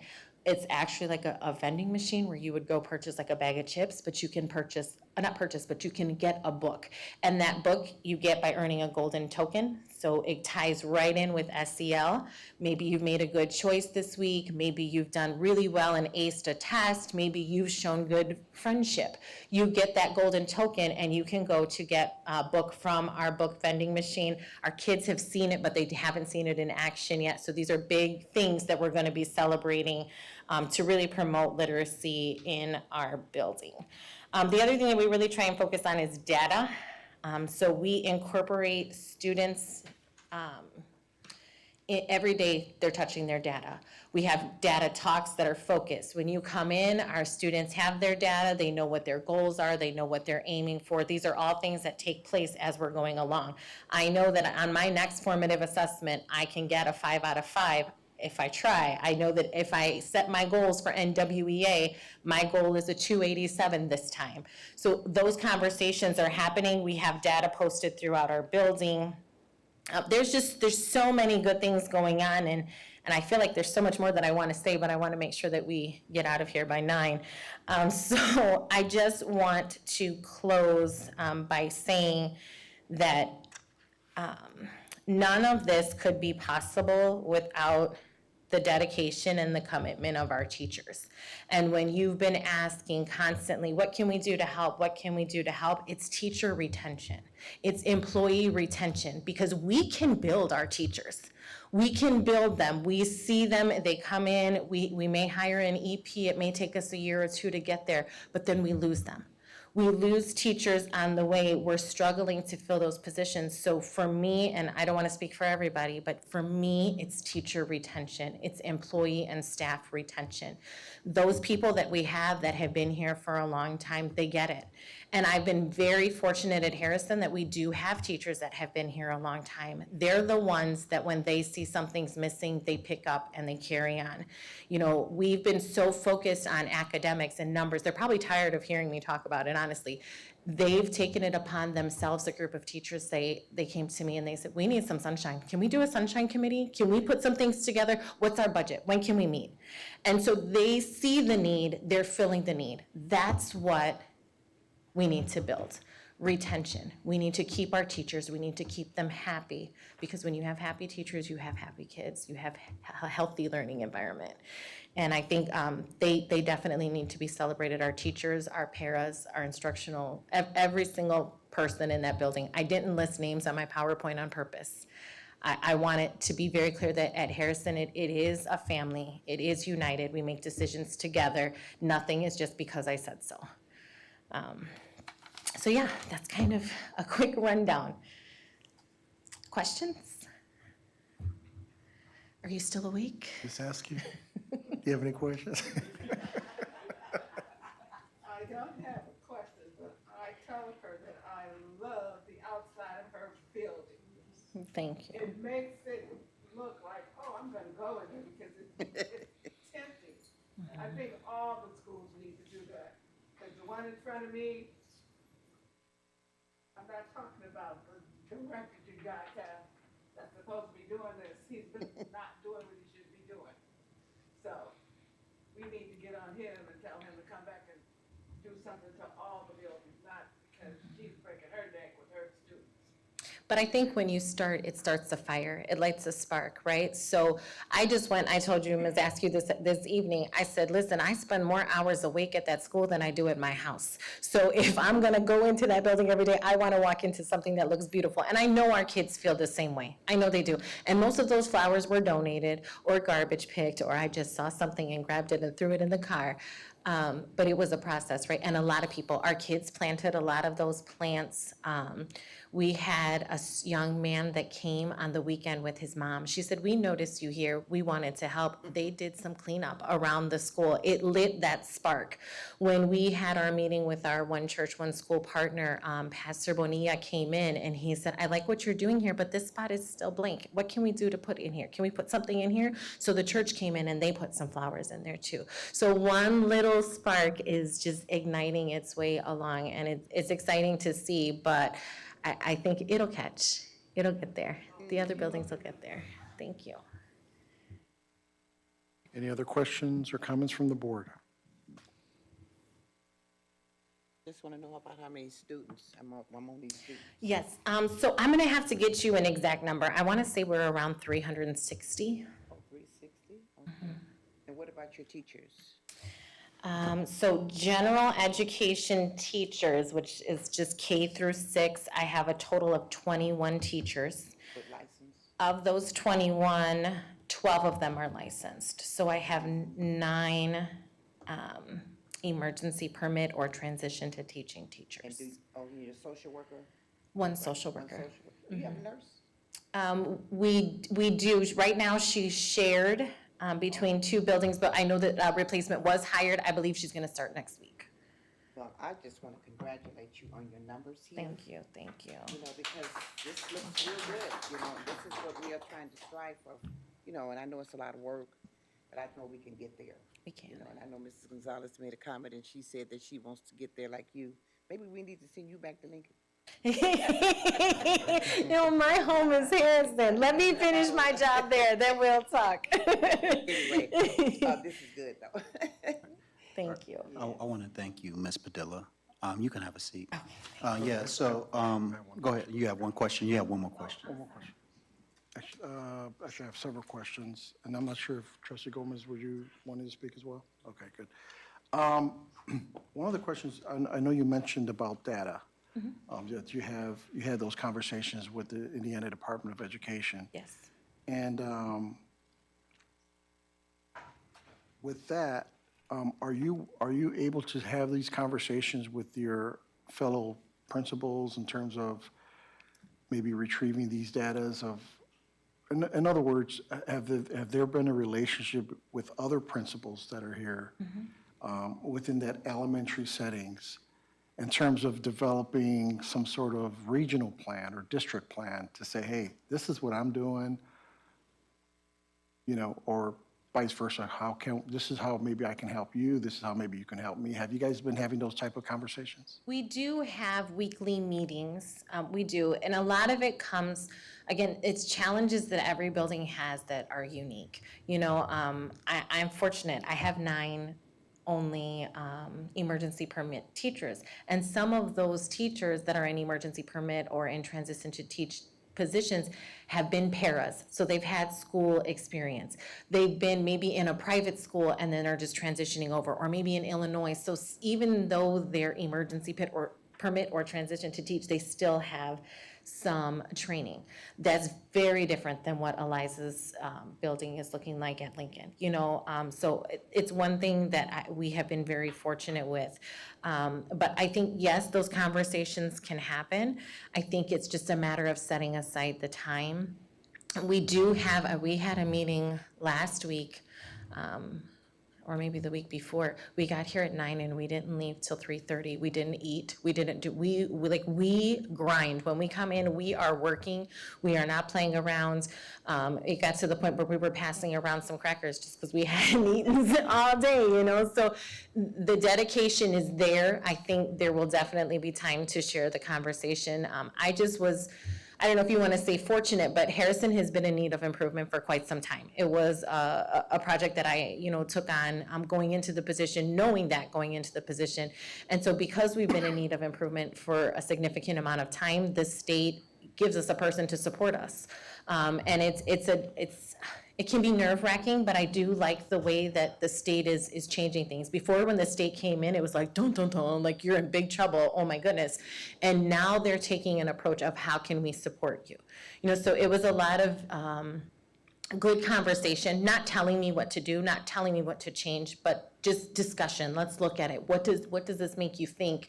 And I met with her individually this time, just because everybody had previous engagements and meetings and PDs, but I'm hoping that the rest of the team that I have there in place will be able to come in our next meeting.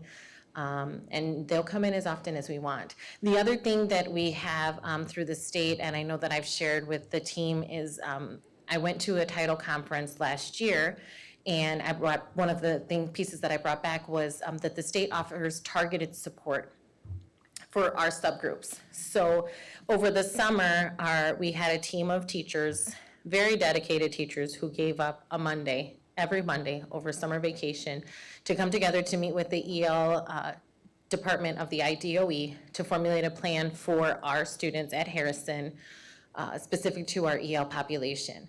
And we've taken that plan, and what we're doing at Harrison is going to trickle down to the other schools because we're working very closely with Ms. Medina, our EL director, and we're adding some language development standards into the calendar. We're putting those things, those came from the plan that we wrote at Harrison. So it is going to trickle down, yes, I think, but other buildings are doing things that are different than we're doing that are amazing as well. So we do have opportunity to share. That was a long-winded answer, Joelle, I'm sorry. Yes, there's opportunity to share.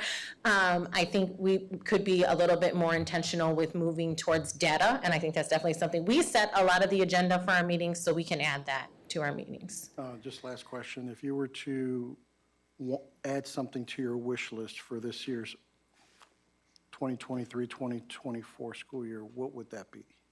Just one I think thing. we've sort of asked pretty much every principal, so we're going to ask you. I think I kind of said support with teacher retention would be phenomenal. I had a science of reading coach. I no longer have a science of reading coach. My science of reading coach went to Lincoln. So that was that analogy that I was saying, when the machine is working, why are we taking it apart? And it's no knock to anybody. I understand the rationale behind it. It's just, it's hard when you have those people in play and then you're doing the right things. You're getting recognized by the state and then we take it apart. Why are we breaking what's working? So a science of reading coach would be phenomenal if we could get that in. A lot of it is things that are out of our control, staffing, retention, that's what it boils down to for me. Thank you. Thank you. Oh, Ms. Randolph. I was just gonna say, Harrison worked with ESS or somebody EES. ago, and I wanna bring it to the attention of the board. You guys have approved or received grants because of the status of Harrison, and at one point it was McKinley, and now it's Harrison and Lyle. They got the $1 million. Money still talks. Money helps walk.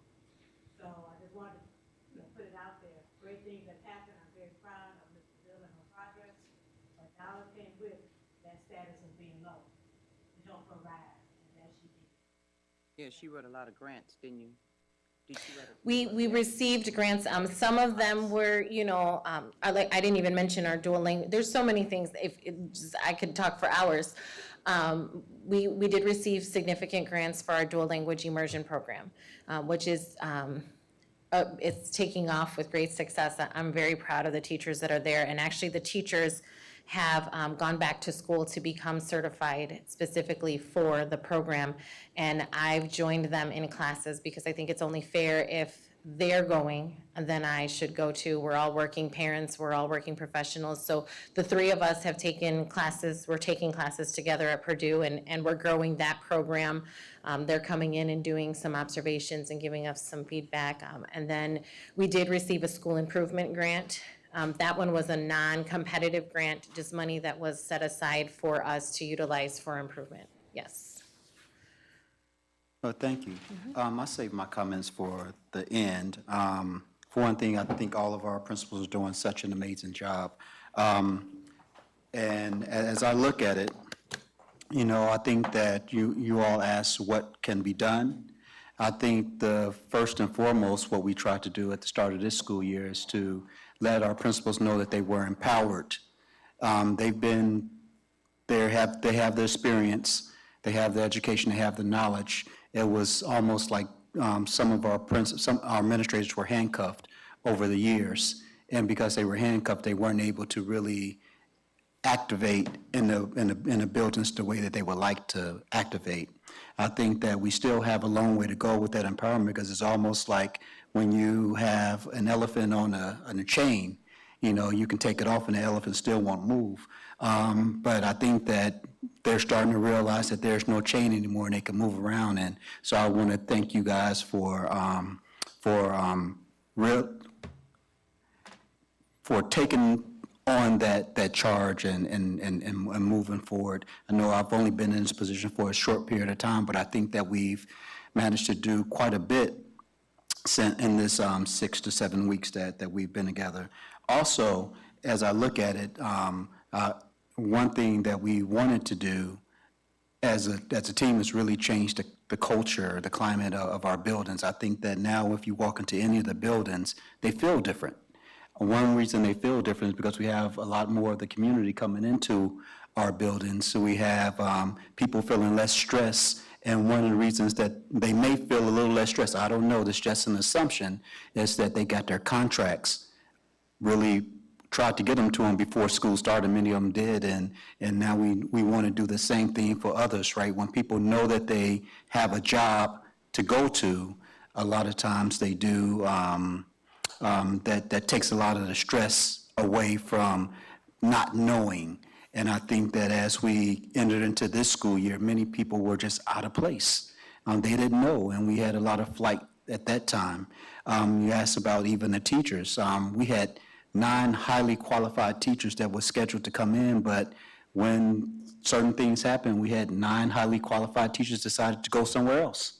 And so I think that many of the principals were looking forward to those folk that they had interviewed and that they were expecting to come into their buildings. Some of that, again, is just the way that we interact and the message that we communicate. I think we have to, if we want to see change and we want to see positive change, we have to communicate it that way. Not only communicate it that way, we have to show that we are willing to do that. And we're seeing the community show, and I think that we're starting to show is now we have to really start to do. And when we look at children, just people as a whole, right, we can try to move people all day long with money, and they'll move for that money. But if we can figure out what that combination, what that balance is between moving them intrinsically because they want to do it, because they love to do it, make a heart move, and then have that compensation that equates with that, then you have someone that's going to be committed. And that's where you get your committed dedication and loyalty from. There's many people in this district that have been here for a long time that's been, well, they may feel like they unappreciated, that they're not appreciated there, we're not grateful for their service, that a lot of those type of things. And I think that the more that we communicate and not try to be divisive in that communication, but we communicate to bring folk together in a collaborative spirit, people feel that. People can also feel when we communicate in a way that we're trying to divide. And that's not a great way to communicate when you're trying to build back the walls.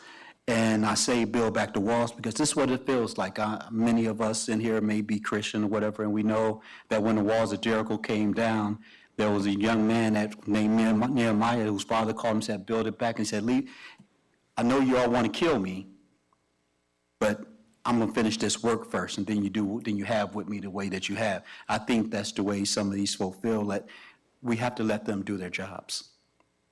But we also have to support them in a way where they feel like we truly care. We can speak the words all day long, but again, our actions have to match that. And when it comes to our students, building that self-efficacy and self-esteem, there's nothing greater than that to see gains in the classroom. If a student feels good, if a student feels confident, if a student feels that you care, and they can see it, they can feel it, because they have intuition also, they're going to work for you.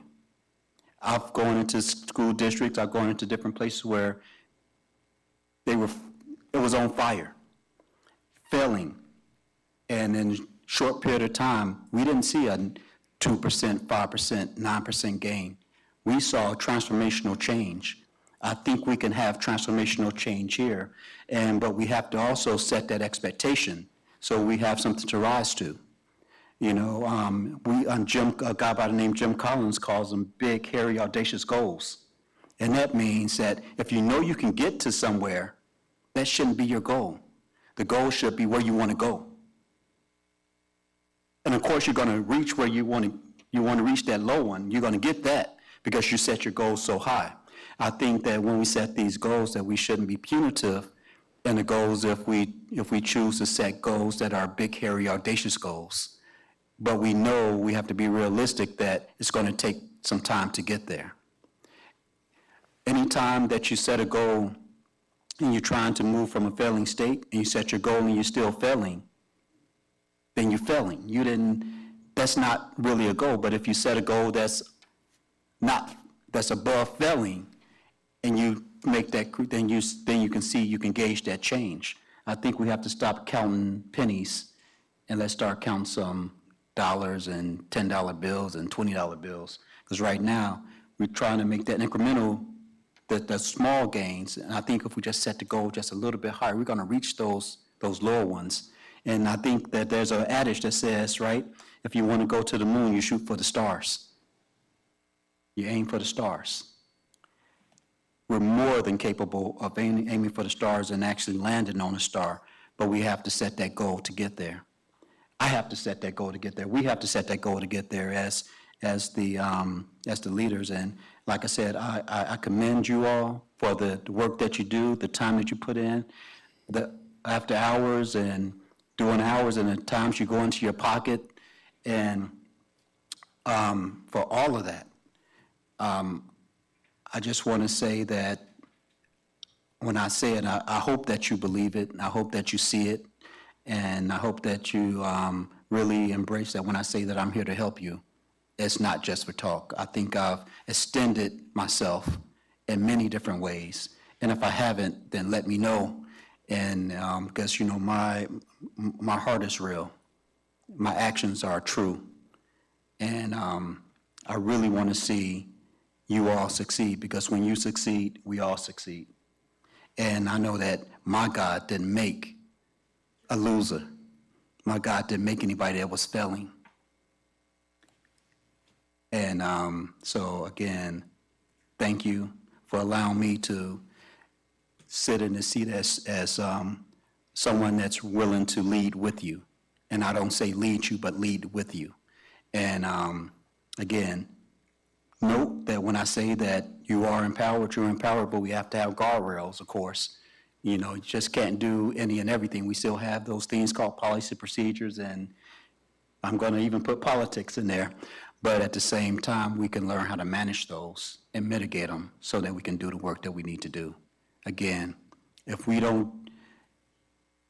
people can't see us do what we do, the students will never experience what it is that they can become. So let's do what we do so the students can realize their dreams and aspirations. Many of us has already achieved ours. Let's give them a chance. I say that to everyone, community, school board, principals, teachers, administrators, friends, family. Let's give our children a chance. Thank you. We are all in this together, guys. So we're going to be here working with you. And like I said before, I appreciate your presentations. Gives us a lot to look forward to in terms of how we can help. Again, we're at that governing level, but it's important for us to understand that it starts where the money's at. And by hearing your presentations today, it really was shocking, number one, why some areas, and breaking it down, why some areas had anywhere between 17 to 18 per classrooms as opposed to 25 to 28 per classrooms. So we hear your need, and hopefully we can get that rectified really quickly. More importantly, we thank you for your presentation, and we look forward to bigger and better things, not just for staff, but also for our students as well. Thank you.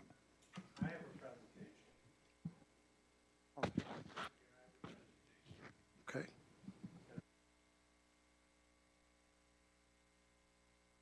Yeah, after the board, yeah. Can I ask you, what is your presentation, this work session was? I'm James Panapasek. Yes.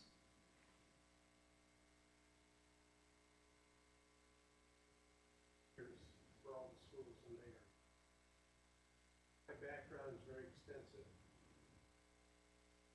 Can you go to the mic? Okay. Wait, hold on for a minute. And we are going to let you speak. But if this is about careers, we do have another work session that's going to be coming up that's about career, technology, and education. And it may be better for that work session.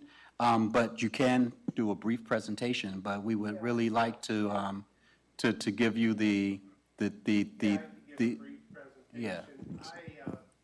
I appreciate the opportunity. I talked to Patty Jo yesterday, and she saw the material that I was going to present. I would like to talk to the board and to the principals. Briefly, and possibly I can come back next.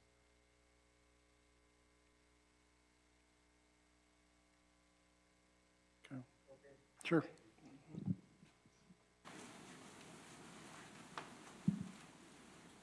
Do you have a copy for the board? Yeah, she's giving Oh, them okay, out thank now.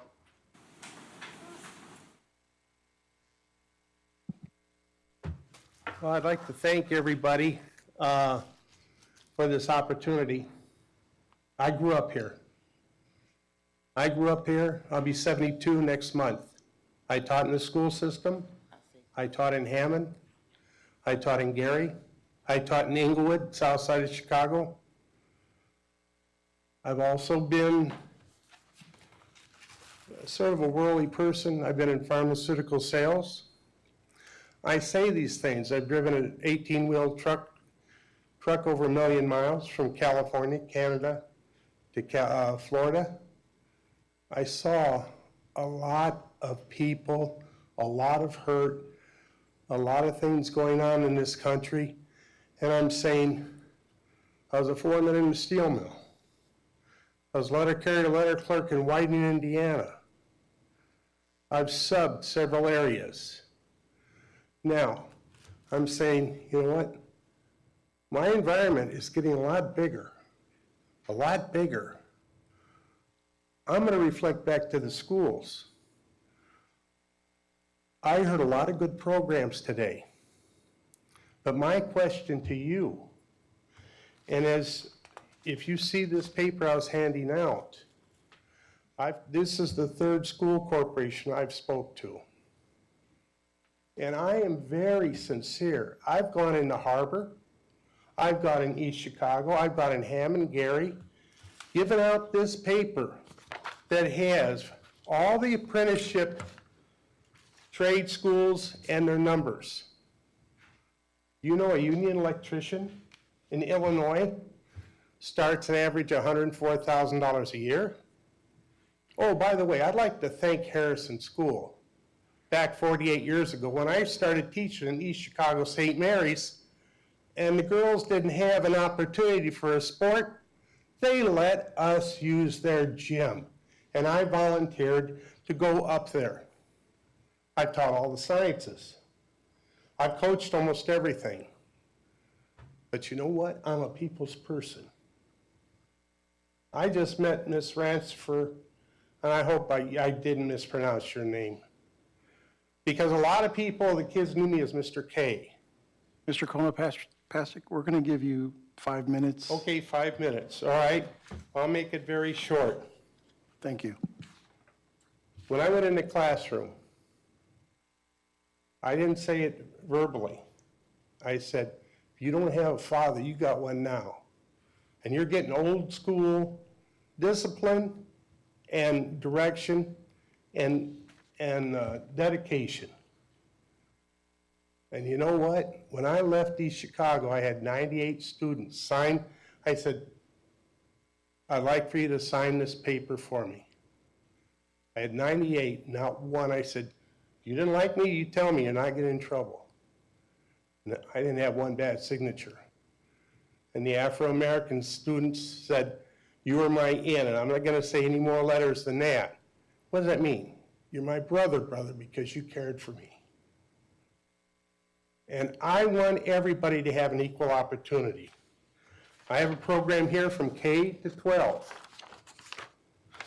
And I can go into it a lot deeper, but I won't today. I'm very limited, of course. Take a look at this. We should have, at this school and all the other schools, a program for the trades, the technical, the colleges, and those kids should have a resume and a cover letter and learn techniques.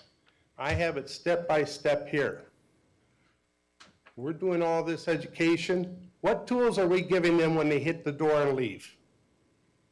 Not enough. Not only in Chicago, all of them. So I'll stop at that.